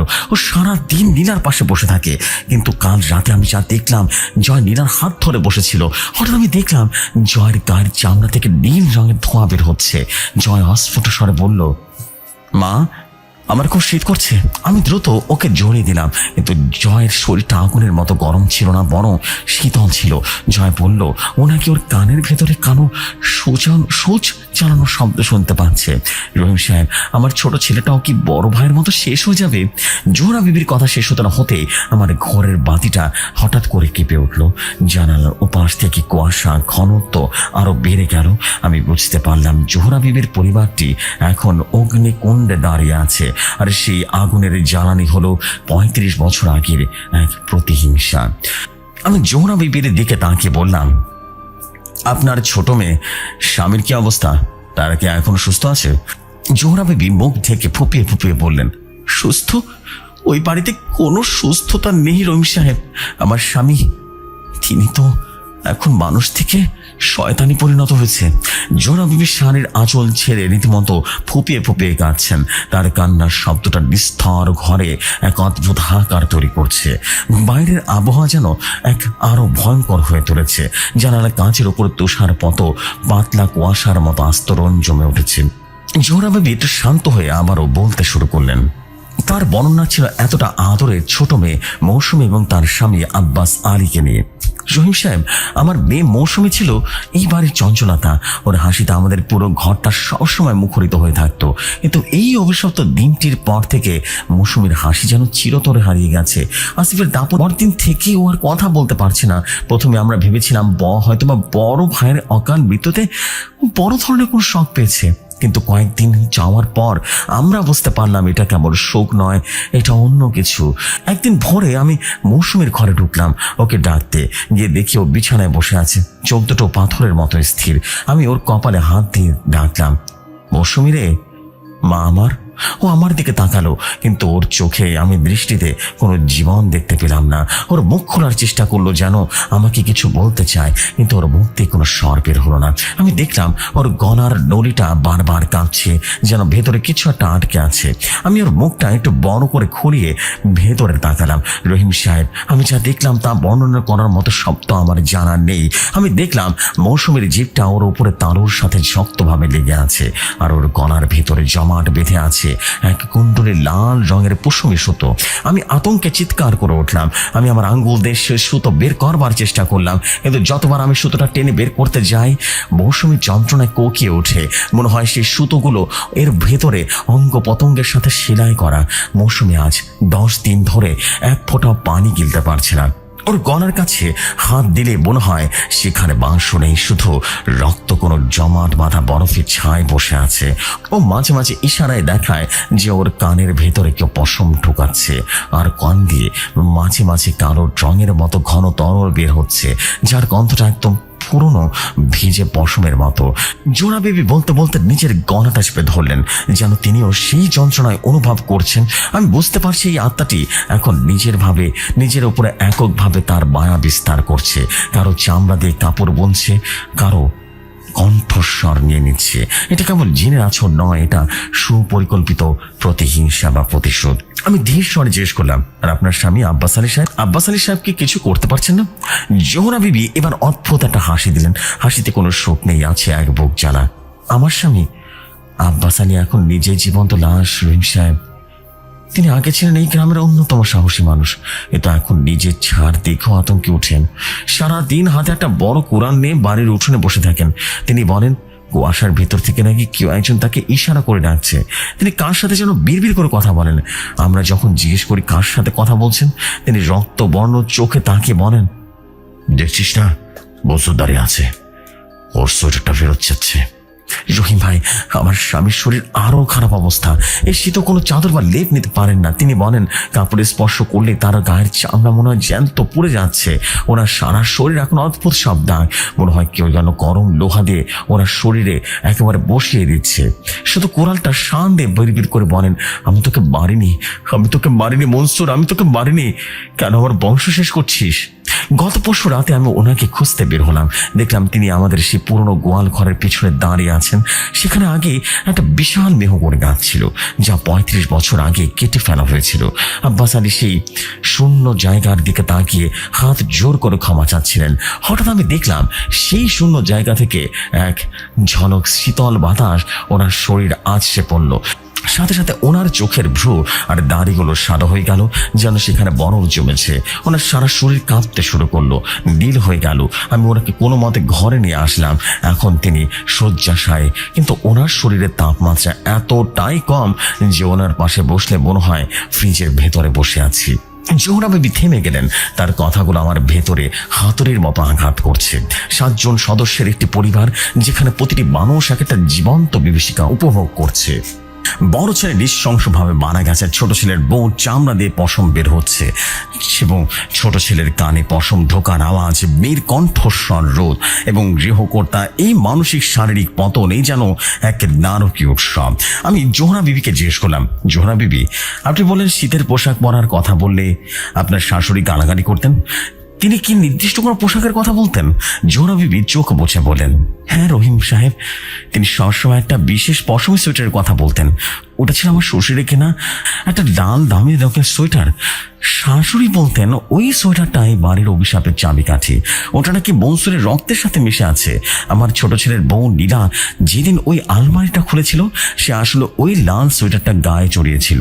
ওইটা পরার পরেই নাকি ওর মনে হয়েছিল ওটা ওর গায়ের সাথে কামড়ে ধরছে। ওটা খোলার চেষ্টা করতেও পারেনি। পরে যখন আমাদের কান্নাকাটি ওটা আপনি গা থেকে খুলে পড়ে গেল, তখন থেকে নীলার ওই অবস্থাটা শুরু হলো। আমি এবার বুঝতে পারছি সেই লাল সোয়েটারটা ছিল সেই মাধ্যম, যার মাধ্যমে মনসুরের অতৃপ্ত আত্মা সেই বাড়িতে প্রবেশ করছে। 35 বছর আগে শীতের কাপড় দিয়ে সে অবজ্ঞার নৃশংসতা করা হয়েছিল, সেই কাপড়ে আজ জমদূত হয়ে ফিরে এসেছে। আমি জোহরা বিবির দিকে তাকিয়ে বললাম, জোহরা বিবি, আপনার উপরে এখন পর্যন্ত কোনো আক্রমণ করা হয়নি, কিন্তু কেন? আপনি কি কোনোদিনই নিয়ম ভাঙেননি? জোহরা বিবি মাথা নিচু করে বললেন, হ্যাঁ আমি জানি না রহিম সাহেব, আমি শুধু সবাইকে আগলে রাখার চেষ্টা করেছি, কিন্তু কাল রাতে আমি যখন ঘুমাবার চেষ্টা করেছিলাম, তখন অনুভব করলাম আমার গায়ের নিচে বরফ হাত পড়েছে। আর আমি তাকে দেখলাম কেউ নেই, কিন্তু সকালে উঠে দেখি আমার পায়ের পাতা সেই পশমে বনুরের দাগ ফুটে উঠেছে। আমার সময় সম্ভবত শেষও এসেছে। এই বলে তিনি কান্নায় ভেঙে পড়লেন। আমি জানতাম আমাকে আর দেরি করা চলবে না। এই পরিবারটির প্রতি সদস্য মৃত্যুর মুখে ঢলে পড়ছে। মনসুরের সেই প্রতিশোধ কেবল রক্ত চায় না, সে চায় প্রতিটা মুহূর্তের করুণ যন্ত্রণা। আমি বললাম, জোহরা বিবি, আপনি বাড়ি যান, আমি আমার বন্ধু কালিয়ার কবিরের সাহায্য নিয়ে আজ রাতে জোগাড় করবো আপনার অবস্থান। 35 বছর আগে ঠিক কি হয়েছিল মনসুরের সাথে তা আমাকে জানতে হবে। আর ওই লাল সোয়েটারটা এখন কোথায়? জোহরা বিবি বললেন, ওটা নীলার ঘরের মেঝেতে পড়ে আছে রহিম সাহেব, আমরা ওটা স্পর্শ করার সাহস পাইনি। ওটা ওখানে পড়ে আছে, মনে হয় ওটা থেকে এখন ধোঁয়া বের হচ্ছে। আমি গভীরভাবে চিন্তা করলাম, একটা অভিশপ্ত পোশাক, একটা মৃত আত্মা এবং নিদারুণ শীত, এই তিনের মিলনে এই পরিবারটির কাল হয়ে দাঁড়িয়েছে। আমাকে এখন ফিরে যেতে হবে অতীতে। 35 বছর আগে সে অন্ধকার রাতে যখন একটা নিরপরাধ প্রাণীর হাহাকারে এই অভিশাপের জন্ম দিয়েছিল। জোহরা বিবির জবানবন্দিতে এমন এক পর্যায়ে পৌঁছেছে যে আমার মনে হচ্ছে আমার ঘরের চারপাশের দেয়ালগুলো ভয়ে সংকুচিত হয়ে আসছে। আর এখানের আলোটা কেমন যেন নীলচ ধারণ করলো। জোহরা বিবি তার কাঁপা কাঁপা দুটো হাত কোলের উপরে রাখলেন। তার নখগুলো ঠান্ডায় কালচে হয়ে গেছে। তিনি এক মুহূর্তের জন্য জানালার বাইরে ধূসর কুয়াশার দিকে তাকালেন, যেন সেখানে তিনি তার হারিয়ে যাওয়া দিনগুলো খুঁজছেন। রহিম সাহেব, আমার বড় ছেলে হাসিফ যখন মারা গেল, ওর স্ত্রী সালমা মাত্র 6 মাসের মাথায় অন্তঃসত্ত্বা। এই বাড়ির অন্ধকার নিয়মগুলো মেনে চলতো ঠিকই, কিন্তু ও সবসময় খুব ভয় পেত। আসিফের সে বিভৎস মৃত্যুর পর সালমা পাথর হয়ে গেছিল। ও কাঁদতো না, শুধু কোলকুচো হয়ে বসা পেটের উপরে হাত রেখে এক জায়গায় বসে থাকতো। কিন্তু 3 দিন আগে সালমার সাথেও যা হচ্ছে তা দেখে আমার মনে হচ্ছে ওই অনাগত সন্তানটি বোধহয় দুনিয়ার আলো দেখতে পাবে না। সালমা কাল রাতে আমাকে এসে বলল, আম্মা আজ তো মরে গিয়ে আমাকে শান্তি দিচ্ছে না। আমি অবাক হয়ে ওর দিকে তাকালাম আর বললাম, কিন্তু কেন, কি হয়েছে? সালমা বলল, ও নাকি প্রতি রাতে অনুভব করে আসিফ ওর পাশে এসে শুয়ে আছে, কিন্তু আসিফ তো আগের মতো নেই। ওর শরীরের চামড়ার নিচে নাকি বরফের মতো ঠান্ডা আর খসখসে। সালমা যখন ওর গায়ে হাত দেয় তখন ওর মনে হয় ওটা কোনো মানুষের গা নয়, বরং ভিজে থাকা পশমের এক বিশাল দলার উপরে হাত রেখেছে। আসিফ নাকি সালমার গায়ে কানে ফিস ফিস করে কথা বলে আর বলে, খুব শীত করছে সালমা, আমাকে তোর পেটের ভেতরে একটু জায়গা দিবি, ওখানে খুব আরাম, খুব আরাম। রহিম সাহেব, সালমার গায়ের রং ফ্যাকাশে হলদি হয়ে গেছে। ওর সারা শরীরে এখন নীলচে শিরাগুলো ফুটে উঠেছে। ওর পেটের ভিতর থেকে মাঝে মাঝে অদ্ভুত সব শব্দ বের হয়ে আসে। ঠিক যেমন করে পশমের গোল্লা বের হয় ঠিক তেমনই। ও সহ্য করতে পারে না। ও যখনই কিছু খায় তখনই বমি করে ফেলে, আর সেই বমির সাথে কালচে রং বেরিয়ে আসে। আমরা যখন সেই ঘরের জানালা বন্ধ করে দিই তখন কোথা থেকে যেন বরফ শীতল হাওয়া ঘরে ঢোকে। সে হাওয়ায় সে মোমবাতির শিখা জ্বলে না, বরং শিখাটা নীল হয়ে কাঁপতে কাঁপতে নিভে যায়। জোহরা বিবির কথা শুনে আমার কপালে বিন্দু বিন্দু ঘাম জমল। অথচ ঘরের তাপমাত্রা তখন হিমাঙ্গের নিচে। তিনি বলেই চললেন, আমাদের এই বাড়ির পরিবেশ এখন বসবাসের যোগ্য নেই। আপনি বিশ্বাস করবেন কিনা জানি না, কিন্তু আমাদের বাড়ির রান্নাঘরের চুলায় আমরা এখন আগুন জ্বালাতে পারি না। চুলায় আর লাকড়ি দিলেও মনে হয় চুলায় লাকড়ি দিয়ে আগুন ঠিকই জ্বলে, কিন্তু আগুনের কোনো তাপ আসে না। আপনি যদি আগুনের উপর হাত রাখেন আপনার হাত পড়বে না, বরং মনে হবে একতলা বরফের উপরে হাত রেখেছেন। আমাদের খাবারের থালাগুলো রীতিমতো টেবিলের উপরে রাখি। কয়েক মিনিটের মধ্যে ভাতের উপরে তুষারের মতো সাদা আস্তরণ পড়ে যায়, তরকারিগুলো জমে পাথর হয়ে যায়। আমরা এখন আধা জমাট বাঁধা বরফ মেশানো খাবার খেয়ে বেঁচে আছি। আমাদের বাড়ির বিড়ালটা, ওটা গত পরশুদিন বরফ হয়ে রীতিমতো উঠোনেই মারা পড়েছিল। ওটার গায়ে পশমগুলো সব খসে খসে গিয়ে সেখানে অদ্ভুত লাল সোয়েটার গজিয়ে উঠেছিল। আমরা ওটাকে মাটি দিয়ে দিতে চেয়েছিলাম, কিন্তু মাটি এতটাই শক্ত হয়ে গেছে যে কোদাল দিয়ে 1 ইঞ্চি কোপানো সম্ভব হয়নি। শেষে ওটাকে বাড়ির পেছনে পুকুরে ভাসিয়ে দিয়ে আসলাম। জোহরা বিবি এতটুকু বলেই থামলেন, মুখ দিয়ে রীতিমতো নিঃশ্বাস নিলেন আর বললেন, রহিম ভাই, সবচাইতে ভয়ঙ্কর দৃশ্যটা হলো রাতের বেলা যখন সারা গ্রাম নিস্তব্ধ হয়ে যায়। তখন আমাদের বাড়ির ছাদে কেউ একজন ভারী পা ফেলে হাঁটে। আমরা সবাই ভয় একটা ঘরে জড়সড় হয়ে বসে থাকি। আমরা শুনতে পাই ছাদের উপর থেকে এক জোড়া কাঁটার শব্দ আসছে, টিক টিক টিক টিক করে শব্দ হয়। মনে হয় কেউ বিশাল কোনো পশমি কাপড় বুনছে। মাঝে মাঝে সেই শব্দটা জানালা একদম কাছে চলে আসে। তখন মনে হয় জানালার কাছের ওপাশে কেউ কঙ্কালসার হাত রীতিমতো হাত রাখছে। আমার ছোট ছেলে জয়, যে নীলার পাশে বসে থাকতো, ও এখন নাড়াচাড়া করতে পারে না। ওর হাড়ের ভেতরে নাকি বরফ জমে গেছে। সারাক্ষণ কাঁপতে কাঁপতে বলে, মা, মনসুর ও আসছে, ও সোয়েটারটা রক্ত যাচ্ছে। ও বলছে পশম ভেজাতে রক্ত লাগে। জয়ের গায়ের লোমগুলো এখন সোজা হয়ে দাঁড়িয়ে আছে, আর সেই লোমের গোড়া থেকে টাপ টাপ করে রক্ত বের হয়। ওর বিছানার চাদর এখন রক্ত আর বরফ ভিজে একাকার হয়ে গেছে। আর জোহরা বিবির কথা শুনতে শুনতে আমার মনে হচ্ছিল বিশাল অন্ধকার গহ্বরের ভেতরে আমি যেন পড়ে যাচ্ছি। তার বর্ণনা অতিপ্রাকৃত নয়, চরম ভয়াবহ। জোহরা বিবি আমার দিকে করুণ দৃষ্টিতে তাকিয়ে বললেন, রহিম সাহেব আমার শাশুড়ি মারার আগে একটা কথা বারবার বলতেন, শীতের পোশাক পরলে সে জেগে উঠবে, আর শীতের পোশাক না পরলে হাড়ের ভেতরে দংশন করবে। আমরা সবাই এখন দংশন করছে, আমাদের দংশন নির্বংশ হওয়ার পথে। 7 জনের মধ্যে একজন তো কবরে, বাকি আমরা হাঁটাচলা করা লাশ। আপনি কি জানেন আমাদের বাড়ির পুকুরে পানি এখন আর নড়ে না, ওটা একদম জমে আয়না হয়ে গেছে। আর সে আয়নার তলায় তাকালে দেখা যায় শত শত মানুষের মুখ সেখানে ভেসে আছে, যাদের সবার পরনে সে অভিশপ্ত লাল সোয়েটার। তারা সবাই মিলে আমাদের দিকে তাকিয়ে তাকিয়ে হাসছে। আমি অনুভব করলাম আমার হাত দুটো কাঁপছে। জোহরা বিবিকে অভয় দেওয়ার মতো শব্দ করে করার কোনো কাজ নেই। আমি শুধু জিজ্ঞেস করলাম, জোহরা বিবি, আপনার শ্বশুর আব্বাস আলী সাহেব এখন কোরআন নিয়ে উঠানে বসে থাকেন? জোহরা বিবি মাথা নাড়লেন, হ্যাঁ, কিন্তু কোরআনটা লোহার নয়, ওটা বরফ হয়ে গেছে। তিনি এখন আর কথা বলেন না, শূন্য দৃষ্টিতে তাকিয়ে থাকেন। কাল রাতে আমি ওনাকে দেখতে গেলাম, গিয়ে দেখি ওনার গায়ের চামড়ার জায়গা ফেটে গেছে, আর সেই ফাটা জায়গায় গিয়ে কালো রঙের মতো উল বের হয়ে আসছে। ওনার দড়িগুলো সাদা পশমে পরিণত হয়েছে। তিনি শুধু বিড়বিড় করে বলেন, মনসুর, আমায় মাফ করে দে, আমি তোকে শীতের রাতে বের করতে চাইনি রে। আমার বাবার আদেশ আমি তোকে মেরেছিলাম, বিশ্বাস কর।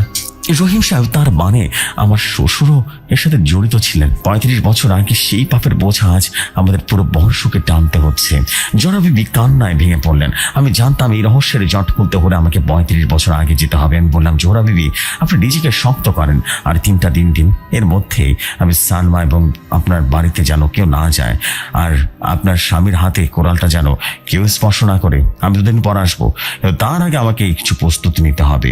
জোহরা বিবি উঠে দাঁড়ালেন। তার হাট চলায় কোনো প্রাণ নেই, মনে হচ্ছে এক জীবন্ত পুতুল ঘর থেকে বেরিয়ে যাচ্ছে। তিনি চলে যাওয়ার পর আমি ঘরে বসে রইলাম। ঘরের তাপমাত্রা এখন আরো কমে যাচ্ছে। হারিকেনটা নিভে গেল এবং অন্ধকারের মধ্যে আমি স্পষ্ট শুনতে পেলাম আমার ঘরের খাটের তলায় কেউ একজন শুয়ে পড়ছে। টিক টিক টিক টিক করে শব্দ হচ্ছে। সো প্রাণপ্রিয় জেফরি ভাই, আজ এতটুকুই। গল্পটা অনেক বড়, তাই 2 পর্বে শেয়ার করছি। এরপরে কি হলো? জোহরা বিবির কাছে কি রহিম সাহেব গিয়েছিল? রহিম কবিরাজ কি শেষ করতে পেরেছিল সেই মনসুরের অভিশাপ? জানতে চোখ রাখুন ভৌতিক কথায়। আগামীকাল ফিরে আসবো এই ঘটনার পরবর্তী অংশ নিয়ে। ততক্ষণ সবাই ভালো থাকুন, সুস্থ থাকুন। আসসালামু আলাইকুম, আল্লাহ হাফেজ ভাইয়া। আবারও স্বাগতম জানাচ্ছি প্রিয় লিসেনার্স আমাদের শনির রাতের 42তম আয়োজনের নতুন আরও একটি ঘটনায়। এখন যার ঘটনা আপনাদের সাথে শেয়ার করব তার নাম সঙ্গত কারণে বলতে পারছি না। উনি রাজবাড়ির একটি রিনাউন্ড মসজিদের পেশ ইমাম এবং খতিব। ওনার অসংখ্য ভক্ত অনুরাগী রয়েছেন, অনেকেই তাকে চেনেন। ঘটনাটি উনি ওনার মসজিদের মুয়াজ্জিন সাহেবের কাছ থেকে সংগ্রহ করেছেন। উনি চান না ওনার নাম এবং মুয়াজ্জিন সাহেবের নামটা আমরা বলি। মসজিদের নামটা বললে রাজবাড়িতে যারা আছেন তারা অনেকেই চিনে যাবেন, আর যারা ওই রাস্তা দিয়ে যাতায়াত করেন তারাও ওই মসজিদটা দেখেছেন, এতটুকুই বলতে পারি। এই কারণেই এই বিষয়টা আমরা একটু হাইড রাখছি। হাইড রেখে ঘটনাটি আপনাদের সাথে শেয়ার করব। এখন এই ঘটনাটি মুয়াজ্জিন সাহেব শুনেছিলেন তার বাবার কাছে, তার বাবা তার দাদার কাছে, এইভাবে আর কি। ঘটনাটির সময়কাল 1915, 20, 25 এরকম আর কি, অনেক আগের ঘটনা। আর ঘটনাটি ঘটেছিল রাজবাড়ী জেলার সদর উপজেলার বর্তমান যে পাচুরিয়া রয়েছে, এই পাচুরিয়ার একটি জায়গা। ওই জায়গাটা বর্তমানে কুঠি পাচুরিয়া নামে পরিচিত। এই কুঠি পাচুরিয়াতে একজন ব্যক্তি বসবাস করতেন, তার নাম হচ্ছে সোবহান কবিরাজ। উনি যেমন উঁচু লম্বা সুঠাম দেহের ছিলেন, ঠিক তেমনি লাঠি চালাতে পারতেন, আর কবিরাজি তো উনি জানতেনই। অসংখ্য জিন ওনার বশীভূত ছিল। বিভিন্ন পদ্ধতি প্রয়োগ করে এই জিনগুলোকে উনি বশীভূত করে রেখেছিলেন। তাদেরকে দিয়ে বিভিন্ন ধরনের কাজ করাতেন। মাঝে মাঝে বাইরে যখন যেতেন তখন জিনেদেরকে দিয়ে পালকি নিয়ে সেই পালকির ভেতরে বসে উনি বিভিন্ন জায়গায় চলে যেতেন। এমন অনেক ধরনের গল্পই ওনার নামে প্রচলিত রয়েছে। ওই কুঠি পাচুরিয়ার যে জমিদার বাড়িটা রয়েছে, ওই জমিদার বাড়ির যেই জমিদার, ওই জমিদারের একটা ছেলে ছিল। ওই ছেলেটাকে কোনো একটা শক্তিশালী জিন এসে আসর করে। কোনোভাবেই ওই জিনটাকে ছাড়ানো যাচ্ছিল না। যেই কবিরাজি আসে সে এমন এক বিপদে পড়ে, শেষ পর্যন্ত নাকানি চুবানি খেয়ে ওই জমিদার বাড়ি থেকে বিদায় নিতে বাধ্য হয়। কোনো কবিরাজ এসে যখনই ওই ছেলের উপর রুকিয়া করা শুরু করে, জিন হাজির করার চেষ্টা করে ছেলের উপরে, কোত্থেকে যেন বেধড়ক মার শুরু হয়ে যায় ওই কবিরাজের উপরে। কোনো গণ্ডি দিয়েও কোনো লাভ হয় না, ওই গণ্ডির ভেতর থেকেই ওই কবিরাজকে বেধড়ক পিটানো শুরু করে। কবিরাজ নিজের জীবন বাঁচানোর তাগিদে রুকিয়া বাদ দিয়েই কোনো মতে তার ঝোলা নিয়ে দৌড়ে প্রাণ বাঁচায়। এরকম অনেক দূর দূরান্ত থেকে বিভিন্ন জাদরে লোঝা কবিরাজকে নিয়ে আসা হলেও কোনোভাবেই কোনো কাজ হয়নি। যেই কবিরাজই আসে মার খেয়ে পালায়। সোভান কবিরাজ, ওনারও এক পর্যায়ে এসে ডাক পড়ে। ওইখানকার যে জমিদার, তার কাছে যে সমস্ত প্রভাবশালী ব্যক্তির আসা যাওয়া করে, তারা তাদের জানা বিভিন্ন ব্যক্তিদের সম্পর্কে জানাচ্ছিলেন, কিন্তু এলাকাতেই যে এরকম একজন কবিরাজ আছে এই বিষয়টা সোভান কবিরাজের কথা আর কি জমিদার ওইভাবে জানতেন না। জানলেও তেমন একটা আমলে নেন নাই।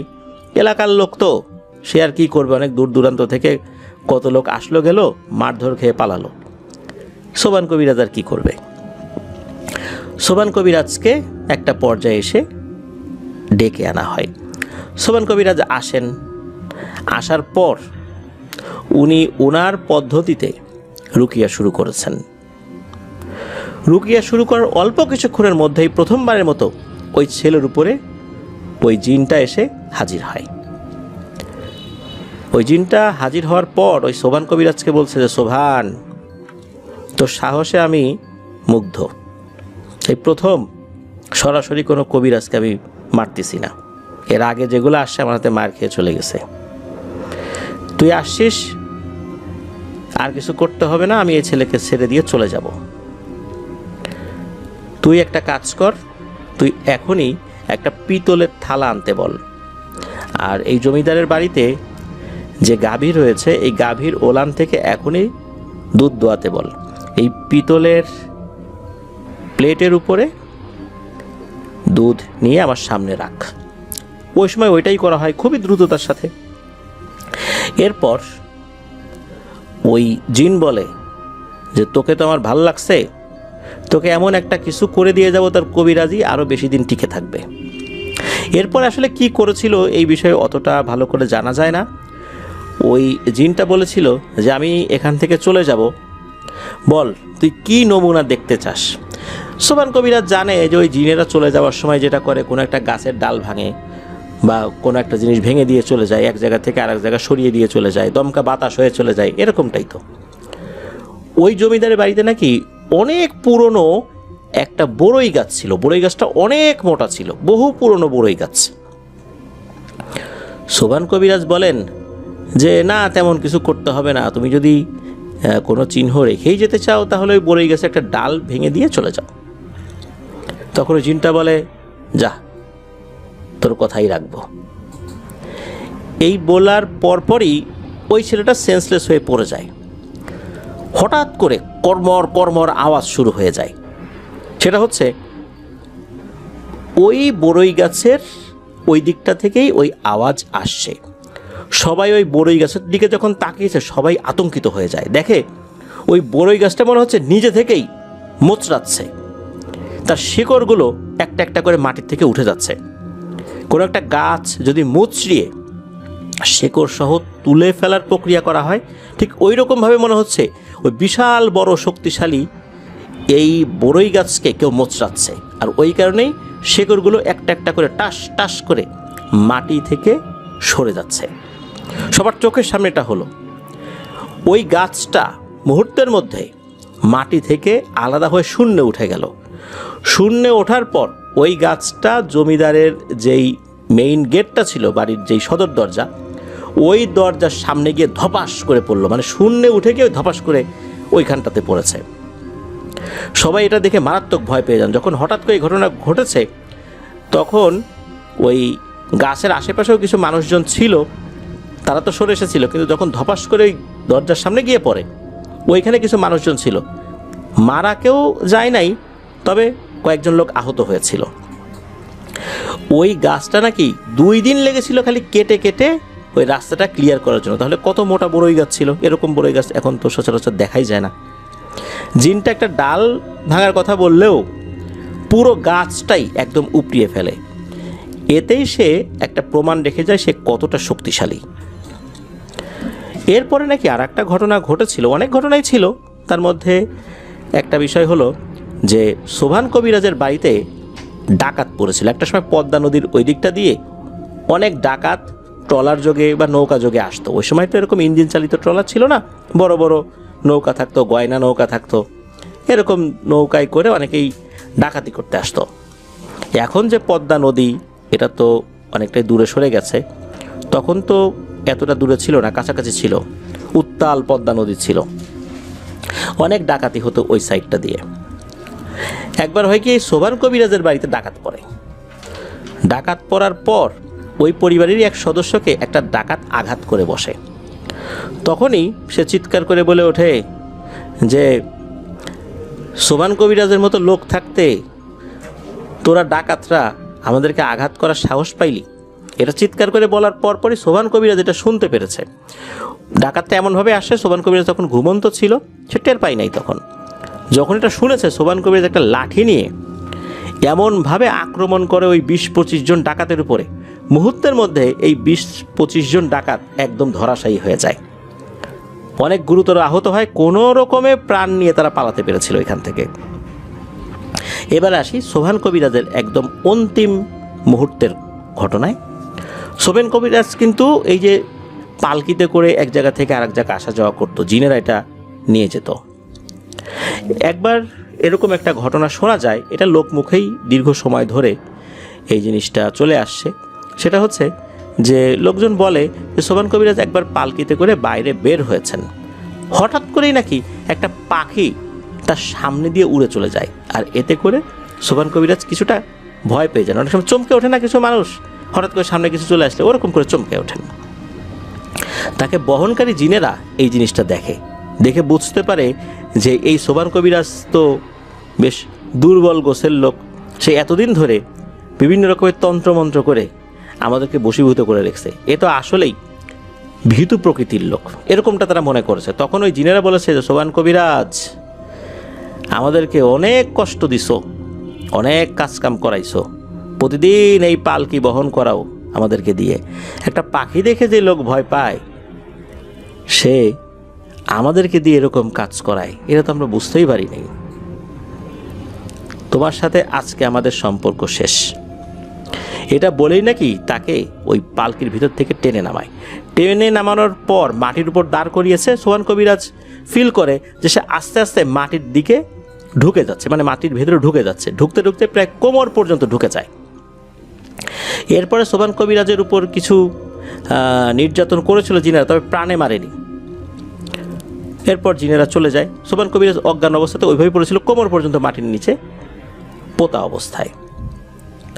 সকালবেলা লোকজন শোভান কবিরাজকে এই অবস্থায় দেখে, সেখান থেকে উদ্ধার করা হয়। পরবর্তী শোভান কবিরাজ সব কথা খুলে বলেন যে এই ঘটনা ঘটেছিল। এই ঘটনার 3 দিনের মাথায় শোভান কবিরাজ অসুস্থ হয়ে মারা যান। এর মাধ্যম দিয়েই শোভান কবিরাজের ঘটনার সমাপ্তি ঘটে। রাজবাড়ির পাচুরিয়া এলাকায় শোভান কবিরাজের নাম এখনও অনেকেই মুখে উচ্চারণ করেন যে এরকম একজন ব্যক্তি একটা সময় ওই এলাকাতে ছিল। 100 বছরেরও বেশি সময় পার হয়ে গেছে, শোভান কবিরাজ এই পৃথিবী থেকে বিদায় নিয়েছেন। এখনও ময় মুরব্বীদের মুখে তার কথা শোনা যায়। এমন একটি ঘটনাই আমাদেরকে পাঠিয়েছেন। ধন্যবাদ জানাচ্ছি যিনি আমাদেরকে ঘটনা পাঠিয়েছেন। আশা করছি আপনার কাছ থেকে আরও কিছু ঘটনা ইনশাল্লাহ আমরা পাবো। প্রিয় লিসেনার্স, চলুন চলে যাব আমাদের এবারের শনি রাতের 42তম আয়োজনের 3য় এবং শেষ ঘটনায়। প্রিয় লিসেনার্স, এখন যে ঘটনাটি আপনাদের সাথে শেয়ার করতে যাচ্ছি, এই ঘটনাটি এমনই এক রোমহর্ষক, রহস্যময়, মর্মান্তিক ঘটনা যা আমাদের হৃদয়কে নাড়িয়ে দেয়। এই ঘটনার মাধ্যমে আমাদের অনেকের মনের মধ্যেই জমে থাকা বেশ কিছু প্রশ্নের উত্তর আমরা খুঁজে পাবো ইনশাল্লাহ। এমন একটি ঘটনা আমাদেরকে পাঠিয়েছেন তানিয়া আহমেদ। ওনার বাড়ি বরিশাল জেলার এয়ারপোর্ট উপজেলার মাধবপাশা ইউনিয়নের ফুলতলা গ্রামে। উনি এই ঘটনাটি সংগ্রহ করেছেন 2025 সালের জুন মাসে। ওনার একটা বিড়াল ছিল, খুব আদরের বিড়াল। উনি যখন ঢাকাতে চলে আসেন, উনি বর্তমানে ঢাকার মালিবাগে বসবাস করছেন, তখন ওনার বিড়ালটাকে ওনার মায়ের কাছে দিয়ে আসেন। এই আদরের বিড়ালটি ওনার মাকে দিয়েছে সজোরে এক কামড়, একদম রক্তারক্তি অবস্থা। উনি এ খবর শোনার পর ওনার মাকে দেখতে গিয়েছেন। তানিয়া আপুর শ্বশুরবাড়ি কিন্তু পার্শ্ববর্তী ইউনিয়নেই। ওনার শাশুড়িও দেখতে এসেছে, বিভিন্ন কথাবার্তা হচ্ছে। এমন সময় ওনাদের একটা ডিভাইসে কেউ একজন মিজানুর রহমান আজহারির একটা ওয়াজ বাজিয়ে দিয়েছেন। ওই সময় আলোচনার মধ্যে মৃত্যু, কবর, আজরাইল আলাইহিসসালাম এই প্রসঙ্গগুলো আসছিল। ওই সময় হঠাৎ করে ওনার শাশুড়ি বলে ওঠেন যে আমি তো আজরাইল দেখেছি। এটা শোনার পর তানিয়া আপু বলেন, আজরাইল আলাইহিসসালামকে দেখেছেন? আজরাইল আলাইহিসসালামকে তো দেখা যায় না, যিনি মৃত্যুবরণ করবেন তিনি শুধু দেখতে পারেন, এছাড়া তো আজরাইল আলাইহিসসালামকে দেখা যায় না। ফেরেশতাকে কেউ তো দেখতে পারবে না, ফেরেশতাদেরকে জিনেরাও দেখতে পারে না। আপনি মনে হয় অন্য কোনো কিছু দেখেছেন। উনি বলেন, না, আমি আজরাইল আলাইহিসসালামকেই দেখছি। এখানে বলে রাখা ভালো, এই তানিয়া আপুর শাশুড়ি উনি কিন্তু খুবই পরহেজগার একজন মহিলা।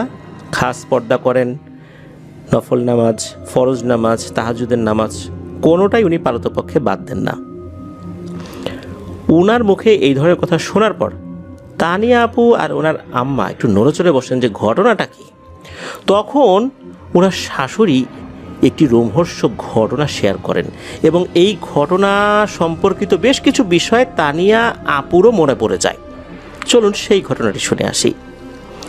2022 সালে ওনার শাশুড়ি বরিশালে শিফট হয়েছেন। তার আগ পর্যন্ত ওনারা থাকতেন ঢাকার সাভারে। এখন যেখানে ফ্যান্টাসি কিংডম রয়েছে, ওয়াটার কিংডম রয়েছে, এর সাইডেই একটা এরিয়া রয়েছে যার নাম জামগড় এলাকা। ওই জামগড় এলাকারও আর একটা অংশ রয়েছে যার নাম হচ্ছে কাঁঠালতলা। এই কাঁঠালতলাতে একটি বাড়ি রয়েছে, যেই বাড়িটার নাম হচ্ছে হাশেম টাওয়ার। এই হাশেম টাওয়ারেই ওনারা থাকতেন। তানিয়া আপু তো ওখানে ছিলেন, পরবর্তীতে শিফট হয়েছে। তানিয়া আপুর হাজব্যান্ড ওই সাভারেরই একটি বেসরকারি হসপিটালে কর্মরত ছিলেন। ঘটনা যখন ঘটে সময়টা গভীর রাত, বিষয়টা এরকম না, এশার নামাজ হয়ে গেছে, রাতের রান্নাবাড়া করছেন তানিয়া আপুর শাশুড়ি। উনি রান্নাঘরে রান্নাবাড়া করছেন। ওনাদের যেই বিল্ডিংটা, ওই বিল্ডিংটার আশেপাশে ওই সময়ে বেশ কিছু জায়গা ফাঁকা ছিল, ধানি জমিও ছিল, একটু গ্রাম গ্রাম ভাইব আছে আর কি ওইখানে। পাশে আর একটা ভবন ছিল যেটা ওই সময় 2 তলা কমপ্লিট হয়েছিল। নিচতলাতে ভাড়াটিয়ারা ছিল, মানে ভাড়া দেওয়া হয়েছিল, আর দোতলাতে বাড়িওয়ালা নিজের পরিবার নিয়েই থাকতেন, আর উপরের দিকে কাজ চলছিল, মানে আন্ডার কনস্ট্রাকশন ছিল আর কি ওই বিল্ডিংটার কাজ। তো ওখানে ফাঁকা টাকা ছিল, তো দেখা যেত সন্ধ্যার পর বা রাতের বেলা এলাকার বিভিন্ন ছেলেপেলেরা এসে সিগারেট খেত, এই নেশা পানি জাতীয় যা যা আছে এগুলো মাঝে মাঝে একসাথে গোল হয়ে বসে আড্ডা দিত, খেত। উনি যখন রান্না করছিলেন হঠাৎ করে ওনার দৃষ্টি একদম নিচে চলে যায়। উনি দেখেন 3টা মাথা এক হয়ে কিছু একটা পরামর্শ করছে এবং ফিসফিস ফিসফিস করে শব্দ করছে। উনি এই জিনিসটা দেখতে পেয়ে প্রথম দিকে খুব একটা চিন্তা করেন নাই যে এটা কি, এখানে তো এই টাইপের ছেলেপেলে আছে। অনেক সময় কি 3টা মাথা এক জায়গা হয়ে যখন পরামর্শ করে, অনেক সময় আমরা দেখি ফুটবল খেলার সময় যখন সবাই মাঠে নামবে, সবাই একত্রে মাথা এক জায়গা করে কিছু পরামর্শ করে, মানে ওই টাইপের আর কি। 3টা মাথা এক হয়ে কিছু পরামর্শ করছে। উনি চিন্তা করেন 3টা ছেলেপেলে মনে হয় এখানে আসছে, তারাই কোনো বিষয়ের আলোচনা করছে। তো উনি তাকিয়ে আছেন। হঠাৎ করে উনি দেখেন, আরে এটা 3টা মাথা ঠিক আছে, কিন্তু এই 3টা মাথার বডি একটা। আর একটা মাথা সাইজে একটু বড়, দুইটা মাথা একটু ছোট। আর যেই মাথাটা সাইজে একটু বড়, ওইটার মাথায় মেয়েদের মতো লম্বা চুল রয়েছে, বাতাসে সেই চুল উঠছেও। তবে তাদের চেহারাটা ওইভাবে তখনও ভালো করে দেখতে পান নাই, একদম স্পষ্ট দেখতে পান নাই, কারণ বিল্ডিংটা ওই সময় ওই যে হাশেম টাওয়ার যেটা, ওটা 7 তলা হলেও ওনারা তো 7 তলায় থাকতেন না, ওনারা আরও নিচের দিকে থাকতেন। তো নিচের ওই সাইডটাতে অন্ধকার আছে, আবার আবসা আলো আছে, তাতে চেহারা স্পষ্টভাবে বোঝা যাচ্ছে না। আর পেছন দিকে ঘুরে আছে আর কি। তখনও উনি খুব অবাক দৃষ্টিতে এটা দেখছেন। এটা যে ভয়ঙ্কর কোনো কিছু হতে পারে, এটা আসলে ওনার মাথার ভিতর তখন কাজ করছে না। উনি এক দৃষ্টিতে রান্না থামিয়ে দিয়ে উনি এক দৃষ্টিতে ওই জিনিসটা দেখছেন। আর ওই জিনিসটাও কিন্তু বুঝতে পারছে না যে এই তানিয়া আপুর শাশুড়ি উনি এটা দেখছেন। এই জিনিসটা কি করলো, এরপরে ঘুরে একদম 7 তলার দিকে তাকিয়েছে। তখন এই তানিয়া আপুর শাশুড়ি দেখেন যে এদের চোখগুলো অন্যরকম বলতে কেমন, গোল এনার্জি বাল্ব যেগুলো রয়েছে সেগুলোর দিকে তাকালে আমরা কেমন দেখতে পাই, জল করছে, আলো ছড়াচ্ছে। অতটা আলো না ছড়ালেও মনে হচ্ছে জল করছে। এনার্জি বাল্বের মধ্যে কিছু হচ্ছে একদম 0 পাওয়ারের এক ধরনের এনার্জি বাল্ব রয়েছে সাদা, যেগুলো ডিম লাইট হিসাবে কাজ করে। অনেকেই ঘরের যেই ড্রয়িং রুম, ডাইনিং রুম রাতের বেলা লাইট বন্ধ রেখে এই 0 পাওয়ারের এনার্জি বাল্বগুলো জ্বালিয়ে রাখেন। তো এইটার যেরকম আলো মনে হচ্ছে ওই রকমের আলো। চেহারা ভালো বোঝা যাচ্ছে না, তবে মানুষের মতো ফেস এটা বোঝা যাচ্ছে। তবে মাথা 3টা, 7 তলার দিকে এক দৃষ্টিতে তাকিয়ে আছে। এরপর কি করলো, একদম শাঁ করে উপরে উঠে চলে গেল, শূন্যে ভেসে একদম উপরে উঠে চলে গেল। উপরে উঠে চলে যাওয়ার 10 সেকেন্ডের মধ্যেই চিৎকার চেঁচামেচি শুরু হয়ে গেল উপর থেকে। এত জোরে চিৎকার চেঁচামেচি যে আশেপাশের ফ্ল্যাটের লোকজনও বের হয়ে আসলো, কি হয়েছে। তখন জানা গেল ওই 7 তলাতে যে চিলে কোঠা ছিল, ওইখানে যে কয়েকটা রুম ছিল, ওখানে 3টা পরিবার বসবাস করতো। এর মধ্যে একটা রুমে বসবাস করতো ওই বিল্ডিংয়েরই কেয়ারটেকারের ভাগিনা তার ওয়াইফ নিয়ে বসবাস করত। তো চিৎকার চেঁচামেচি যখন হচ্ছে, তখন এই তানিয়া আপুর শাশুড়িও ওখানে চলে যান কি হয়েছে দেখার জন্য। উনি গিয়ে একটা বিভৎস দৃশ্য দেখতে পান। উনি দেখতে পান এই যে কেয়ারটেকারের ভাগিনা, সে জানালার পাশেই মৃত অবস্থায় পড়ে আছে, মুখ দিয়ে ফেনা বের হচ্ছে, আর তার ঘাটটা ওই জানালার দিকেই ফেরানো, আর তার চোখ দুটো অনেক বড় বড় করে খোলা ছিল। মনে হচ্ছে মৃত্যুর পূর্বে সে ভয়ঙ্কর কিছু দেখেছে। ওখানে তো কান্নার রোল পড়ে গেছে, লোকজন চলে আসছে। তখন অন্যরা বলছে যে হ্যাঁ, ছেলেটা তো আসলে 2 দিন ধরে খুব অসুস্থ ছিল, ডায়রিয়া হয়েছিল, তারপরে বমি করছিল, জ্বরও ছিল, এত দুর্বল ছিল যে কথাও বলতে পারতো না, এই অসুস্থতার কারণেই মারা গেছে। তারপরও কেয়ারটেকার যিনি, উনি দ্রুত তার ভাগিনাকে আরও লোকজনের সহায়তায় বিল্ডিংয়ের নিচে নামিয়েছিলেন। অন্য লোকরা বললেন যে আর হসপিটালে নিয়ে কী হবে, এ আর নাই, আল্লাহর কাছে চলে গেছে। তখন একটা চাটাই আনা হয়, চাটাইয়ের উপরেই তাকে রাখা হয়। এই যে ব্যাপারটা হয়েছে, ওই প্রেক্ষাপটে তানিয়া আপুর শাশুড়ি কিন্তু এটা বলতে পারছেন না যে উনি কি দেখেছেন। তার দাফন কাফন হয়ে যায় স্বাভাবিকভাবেই। এর কয়েকদিন পর তানিয়া আপুর শাশুড়ি উনি ওই মহিলার কাছে যান, যেই মহিলা ওই লোকের ওয়াইফ ছিলেন। তার কাছে গিয়ে জিজ্ঞেস করেন যে আপনার স্বামীর কি অবস্থা ছিল, কেন মারা গেল। তখন উনি জানালেন আর এক ধরনের ভয়ঙ্কর কিছু তথ্য। উনি জানালেন হঠাৎ করেই ওনার স্বামী অসুস্থ হয়ে পড়ে। বিগত কয়েকদিন ধরে হঠাৎ করে তার ডায়রিয়া, বমি, জ্বর, শরীর এত দুর্বল হয়ে পড়েছিল যে উনি নাকি কথাই বলতে পারতেন না। সারাক্ষণ তার ওয়াইফকে পাশে বসে থাকতে বলতেন। যখনই ওনার ওয়াইফ কোনো কাজ করার জন্য, কারণ ঘর বাড়ি গোছাতে হবে, রান্না করতে হবে, অসুস্থ স্বামীর খেদমত করতে হবে, যখনই সরে যাওয়ার চেষ্টা করতেন, তখনই নাকি উনি হাত দিয়ে টেনে ধরতেন, মাথা দিয়ে ইশারা করতেন যেও না। জানালার দিকে কিছু একটা দেখানোর চেষ্টা করতেন। উনি মনে করতেন যে যেহেতু অসুস্থ হয়ে গেছে, হয়তোবা এই কারণেই এরকম করছে, তারপরও কাজ তো করতে হবে। উনি সরে গেলে ওনার মধ্যে একটা অস্থিরতা লক্ষ্য করা যেত, কিন্তু বলতে পারতেন না, কারণ দুর্বল হয়ে ওনার গলা দিয়ে নাকি কথাই বেরোতে চাইতো না, এতটা দুর্বল হয়েছিলেন উনি। আর রাতের বেলা যেই সময়টাতে উনি মারা গেলেন তার কিছুক্ষণ আগ পর্যন্ত এই লোকের ওয়াইফ তার পাশেই বসা ছিল। রাতের খাবার তো রান্না করতে হবে। তখন উনি বলেছিলেন যে আরে কিছু হবে না, বসো, আসতেছি। উনি জাস্ট খালি অল্প সময়ের জন্য কোনো একটা খাবার চুলার উপর চড়িয়ে ওনার হাজব্যান্ডের কাছে যখন আসছিলেন তখনই দেখেন এই অবস্থা। এরপর তো উনি চিৎকার দিয়েছেন।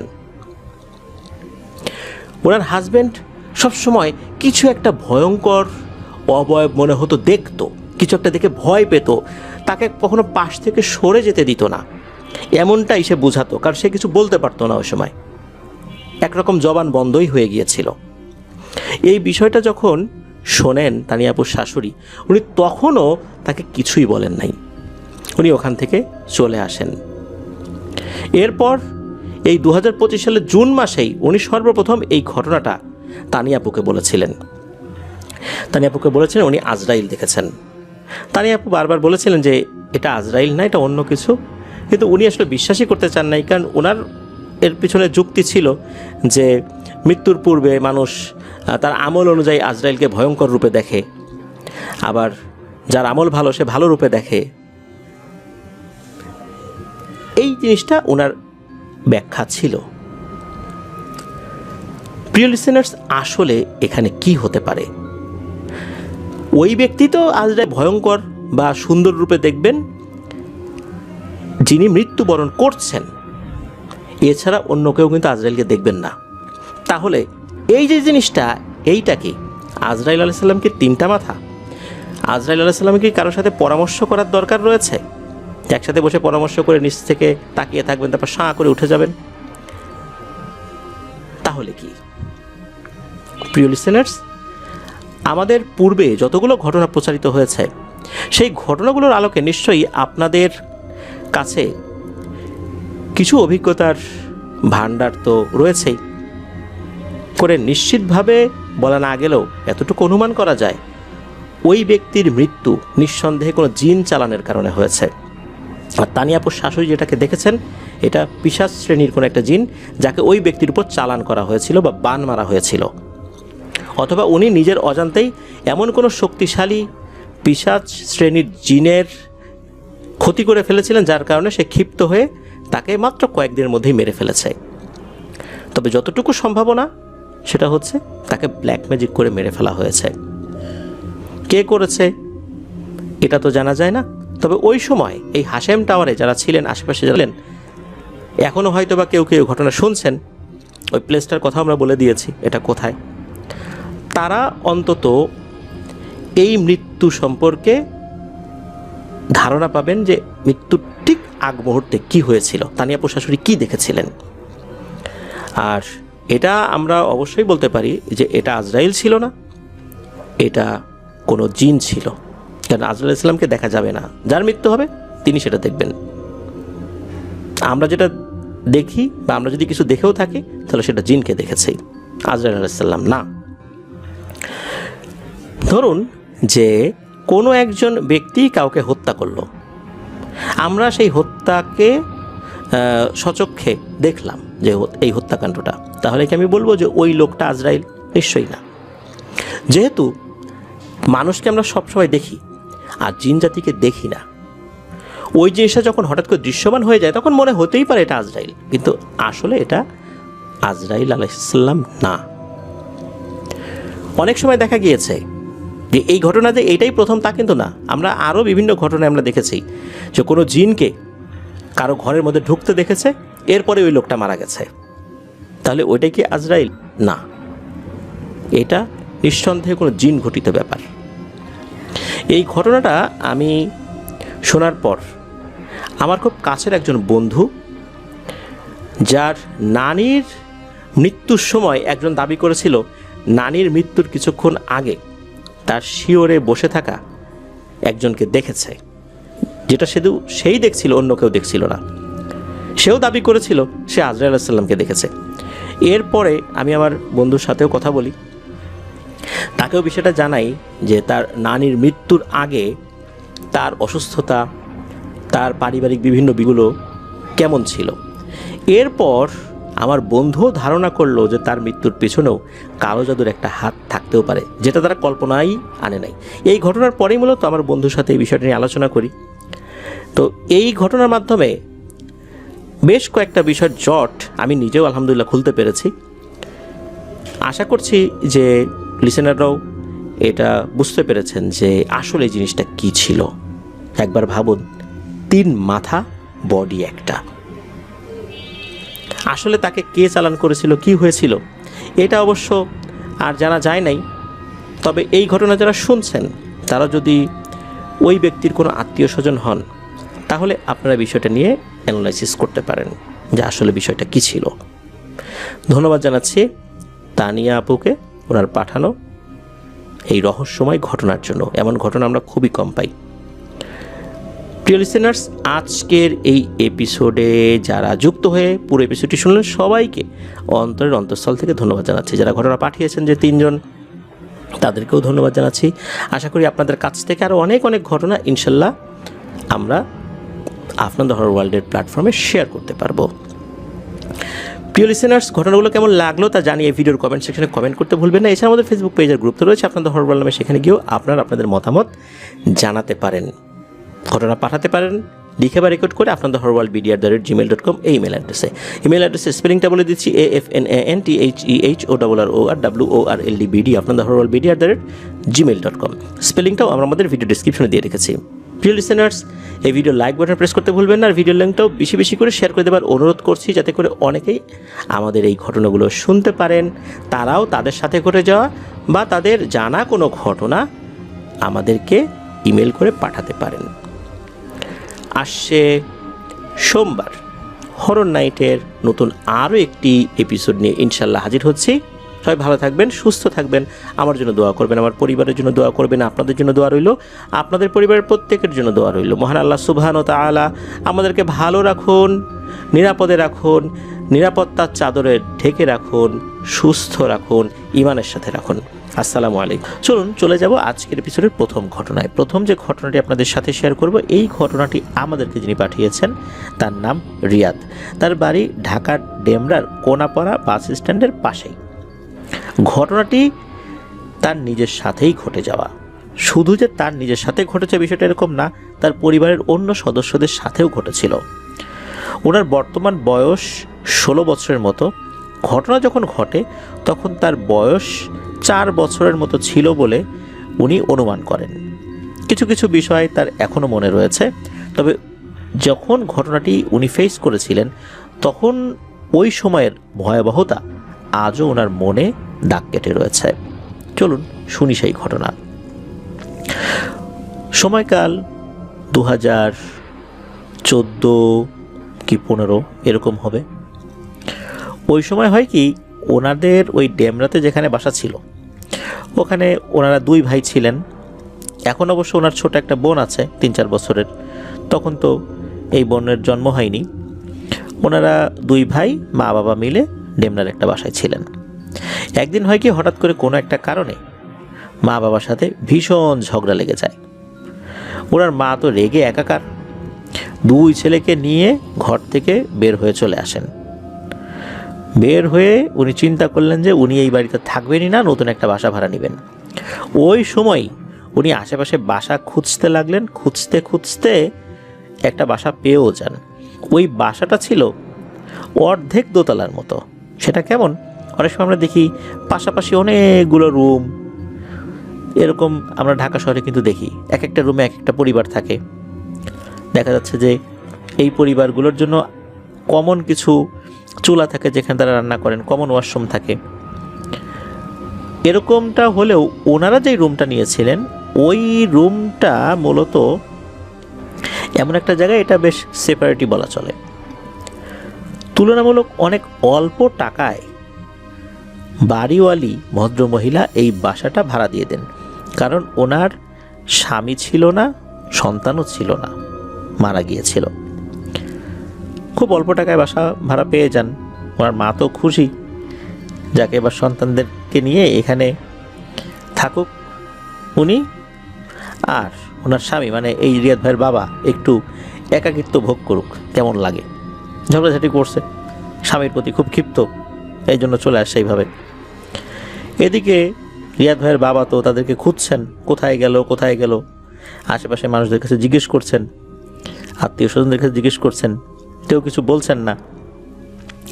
তো ওখানে তো ওনারা উঠেছেন। এদিকে হয় কি, রিয়াদ ভাইয়ের যিনি মেজ মামা, তিনি কিন্তু বিষয়টা জানতেন। এই বাসা খোঁজার জন্য তিনিও কিছুটা সহযোগিতা করেছিলেন ওই সময়। প্রথম রাত্রে ঠিকঠাক মতোই ওনারা ছিলেন। গভীর রাত্রে হঠাৎ করে, মানে পরের দিনের কথা, গভীর রাত্রে হঠাৎ করে ওনাদের দরজায় ঠক ঠক ঠক ঠক শব্দ। প্রথমে চিন্তা করেছিলেন যে এটা হয়তোবা এই রিয়াদ ভাইয়ের বাবা এসেছেন, এটা আসতেই পারে, খোঁজখবর নিয়ে তো জানতেই পারে যে আসলে কেউ একজন নতুন এই বাসায় এসেছে, এরা কারা, সন্তানাদি নিয়ে আসছে, নিশ্চয়ই তার ওয়াইফ, খোঁজখবর নিয়ে তো আসতেই পারেন। ঠক ঠক ঠক ঠক করছে, কিন্তু কোনো শব্দ করছে না। রিয়াদ ভাইয়ের আম্মার ঘুম ভেঙে গেছে, রিয়াদ ভাইয়ের ভাইয়েরও ঘুম ভেঙে গেছে, রিয়াদ ভাইয়েরও ঘুম ভেঙে গেছে এই ঠক ঠক শব্দ শুনে। রিয়াদ ভাই ছোট মানুষ ছিলেন, উনি ওনার আম্মুকে বলছেন যে আম্মু মনে হয় আব্বা আসছে। তখন রিয়াদ ভাইয়ের আম্মা কিছুটা চিন্তা করেন যে এত রাতের বেলা তার যদি আসতেই হয়, ডাক তো দেবে, রিয়াদের নাম ধরে ডাক দেবে, তার বড় ভাইয়ের নাম ধরে ডাক দেবে। এইভাবে ঠক ঠক করার তো কথা না, কারণ এই বাসাটা তো নতুন। উনি বিষয়টা চিন্তা করেন এবং চুপ করে থাকেন। আবারও ঠক ঠক হয়, ঠক ঠক হয়, উনি খোলেন না, ওই রাতটা ওভাবেই পার হয়ে যায়। পরের দিন রিয়াদ ভাইয়ের মেজো মামা আসছেন। মেজো মামা আসেন, গল্প গুজব হচ্ছে, সারাদিন এভাবেই চলে যায়। মেজো মামা কিন্তু ওই এলাকাতেই থাকতেন। সন্ধ্যা পার হয়ে গেছে, রাতের বেলা মেজো মামা আর হচ্ছে রিয়াদ ভাইয়ের বড় ভাই, ওনারা দুজন বাড়ির বারান্দার সাইডে বসে গল্প গুজব করছেন। অনেক রাতি হয়ে গেছে তখন, রাত আনুমানিক 12টারও বেশি বাজে আর কি। তো ওইখানে একটা খুব চিকন সিঁড়ি রয়েছে। পুরান ঢাকায় এই ধরনের সিঁড়িগুলো দেখা যায়, অনেক চিকন সিঁড়ি, বেশ খারাপ টাইপের সিমেন্টের সিঁড়ি আর কি। ওখানে ছাদে যাওয়ার জন্য ওরকম একটা সিঁড়ি ছিল, আর ওইখানে যে ছাদের অংশটা ছিল, ওই ছাদের অংশে একটা ওয়াশরুম ছিল। এই ওয়াশরুমটা আবার এই রিয়াদ ভাইয়েরা ওনারা ব্যবহার করতেন, আর নিচে যে পরিবাররা ছিল তাদের জন্য নিচে ব্যবস্থা ছিল। তো হয়েছে কি যে রিয়াদ ভাইয়ের যিনি ভাই, ওই ভাই ওয়াশরুমে যাওয়ার জন্য উপরে উঠেছেন। তো উপরে ওঠার পর ওনার কাছে বেশ অস্বাভাবিক লাগে প্রথমেই, যে কেমন যেন একটা অস্বস্তি ভাব তার কাছে বোধ হচ্ছিল। হঠাৎ করেই উনি একটা আওয়াজ শুনতে পান। আওয়াজটা এমন যে নূপুর পরে কেউ নাচছে। প্রথম দিকে চিন্তা করেছিলেন এটা ওনার মনের ভুল, কিন্তু একটু পরেই বুঝতে পারলেন যে আসলেই কেউ নূপুর পায়ে ওখানে নাচছে, কিন্তু নাচার জন্য যতটুকু স্পেস ওখানে দরকার এতটা কিন্তু নেই। ওখানে ছাদের মতো যে অংশটা রয়েছে তার উপরে পানির ট্যাঙ্ক বা এই জিনিসগুলো আসলে রাখার বন্দোবস্ত করা হয়েছিল। ওখানে যে কেউ নাচবে বা উঠবে নাচানাচি করার জন্য, ওই রকমের অবস্থা কিন্তু ওই জায়গাটাতে ছিল না। উনি পরবর্তীতে ভয় পান, দ্রুত ঘরে চলে আসেন। এদিকে হয় কি, পরের দিন রিয়াদ ভাইয়ের বাবা তো খোঁজ পেয়ে গেছেন যে ওনারা কোথায় আছেন। উনি চলে আসছেন। আসার পরেও রিয়াদ ভাইয়ের মায়ের সাথে কিঞ্চিত ঝগড়াঝাটি হয়ে আবার মিলতাল হয়ে যায় আর কি, সব কিছু স্বাভাবিক হয়ে যায়। তো রিয়াদ ভাইয়ের বাবা, উনি ওই রাত্রে ওই বাড়িতেই ছিলেন।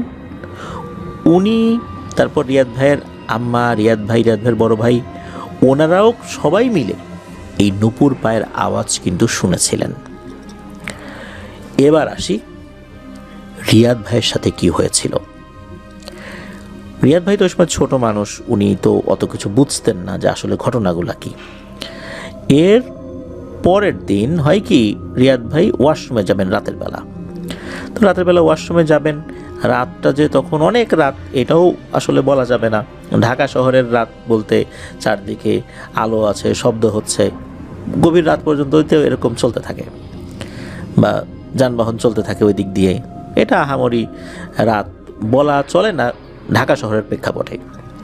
তো উনি ওয়াশরুমে যাওয়ার জন্য বের হয়েছেন। ওয়াশরুমে যখন উনি ঢুকবেন, হঠাৎ করে দেখেন ওয়াশরুমের পাশে 3-4 বছর একটা বাচ্চা মেয়ে। এই বাচ্চা মেয়েটা মনে হচ্ছে ওখানে খেলছিল, আর রিয়াদ ভাইকে দেখে সে খিলখিল করে হেসে দিচ্ছে। রিয়াদ ভাই চিন্তা করেছেন যে এখানে আরও যারা ভাড়া নিয়েছেন, যে পরিবারগুলো, ওই রুমগুলোতে যেই পরিবারগুলো থাকে, হয়তো বা ওই পরিবারেরই কোনো মেয়ে এখানে চলে আসছে। তো রিয়াদ ভাই ছোট মানুষ, উনি বলতেছেন, এই তুমি এখানে কি করো? এই ওয়াশরুমটা তো আমরা ব্যবহার করি, আমাদের, তোমরা ওই দিকটাতে যাও। তো এইটা যখন বলেছে, এরপর ওই মেয়েটা কীভাবে যেন খিলখিল খিলখিল করে হাসছে, বাচ্চারা যেভাবে হাসে না ওইভাবে হাসছে। একটা সময় এসে রিয়াদ ভাই ভয় পেয়ে যান। উনি দ্রুত ওখান থেকে চলে আসেন। আসার পর ঘরে বলেন যে এই অবস্থা, ওইখানে একটা বাচ্চা মেয়ে হাসাহাসি করছে। ওনারা যখন ঘর থেকে বের হয়েছেন সবাই মিলে, তখন ওখানে কাউকে দেখেন নাই। আর এই যে নুপুর পায়ের শব্দগুলো, এই শব্দগুলো কিন্তু ওনারা কন্টিনিউ পেয়ে যাচ্ছিলেন। বিষয়টা যে স্বাভাবিক না, এটা রিয়াদ ভাইয়ের বাবাও বুঝতে পেরেছিলেন, রিয়াদ ভাইয়ের মাও বুঝতে পেরেছিলেন। রিয়াদ ভাইয়ের বড় ভাই, উনি তো কিছুটা ফেস করেছেন, রিয়াদ ভাইও ফেস করেছেন। ওনাদের মনে সন্দেহ লাগে যে আচ্ছা, এই ঘরটা তো কম দামে ভাড়া দিয়ে দিল কেন এই বাড়িওয়ালি, বিষয়টা তো সন্দেহজনক। এরপর বাড়িওয়ালিকে রিয়াদ ভাইয়ের মা বাবা খুব করে ধরেছেন যে আচ্ছা, এখানে কি কোনো সমস্যা আছে? একটা সময় পর ওই বাড়িওয়ালি স্বীকার করেন যে হ্যাঁ, সমস্যা আছে। কি সমস্যা? ওই বাড়িওয়ালির একমাত্র মেয়ে, সে ছাদের ওই অংশটাতে গলায় ফাঁস দিয়ে আত্মহত্যা করেছিল। মেয়েটার বাবা মেয়েটাকে খুবই স্নেহ করতেন, ভালোবাসতেন। মেয়ের শোকে, মেয়ে হারানোর বেদনাতে উনিও ওই একই জায়গায় গলায় ফাঁস দিয়ে আত্মহত্যা করেছিলেন। এরপর থেকেই এই সমস্যা শুরু হয়েছে। এই প্যারানরমাল সমস্যার সূত্রপাত মূলত এই মেয়ে এবং বাবার আত্মহত্যার পর থেকে নিয়ে, যেটা চলমান রয়েছে। উনি চেষ্টা করেছেন ওনার মতো করে, কিন্তু এখনো সমাধান হয়নি। যখন এই বিষয়টা জানতে পারলেন, তখন দ্রুত ওই বাসা ত্যাগ করে আগের বাসায় চলে আসেন। রিয়াদ ভাইয়ের আম্মু তো রাগ করে এই বাসা ভাড়া নিয়েছিলেন, আবার আগের বাসায় চলে আসছেন। তো রিয়াদ ভাই জানালেন যে ওই বাড়িটা পরবর্তীতে সংস্কার করা হয়েছে, ওখানে এখন 3 তলা করা হয়েছে। এখনও নাকি ওই দিক দিয়ে যাওয়ার সময় সেই রাতের কথা মনে পড়ে যায়, যখন উনি ওয়াশরুমে যাচ্ছিলেন, আর তখন একটা বাচ্চা মেয়ে ভয়ঙ্করভাবে তার দিকে তাকিয়ে খিলখিল করে হাসছিল। ঘটনাটা এ পর্যন্তই। রিয়াদ ভাই জানিয়েছেন ওনার জানা আরও ঘটনা রয়েছে, সময় করে আমাদেরকে উনি পাঠাতে থাকবেন। আমরা আশা করব রিয়াদ ভাই তার সাথে ঘটে যাওয়া বা তার জানা ঘটনাগুলো আমাদেরকে দ্রুত পাঠিয়ে দেবেন। আর সেগুলো সিলেক্টেড হলে আমরাও সেগুলো প্রচার করব। লিসেনারদের ভয়ের অন্য ধরনের এক অনুভূতিও ইনশাল্লাহ জাগবে। প্রিয় লিসেনার, চলে যাব আমাদের এবারের এপিসোডের পরবর্তী আরও একটি নতুন ঘটনায়।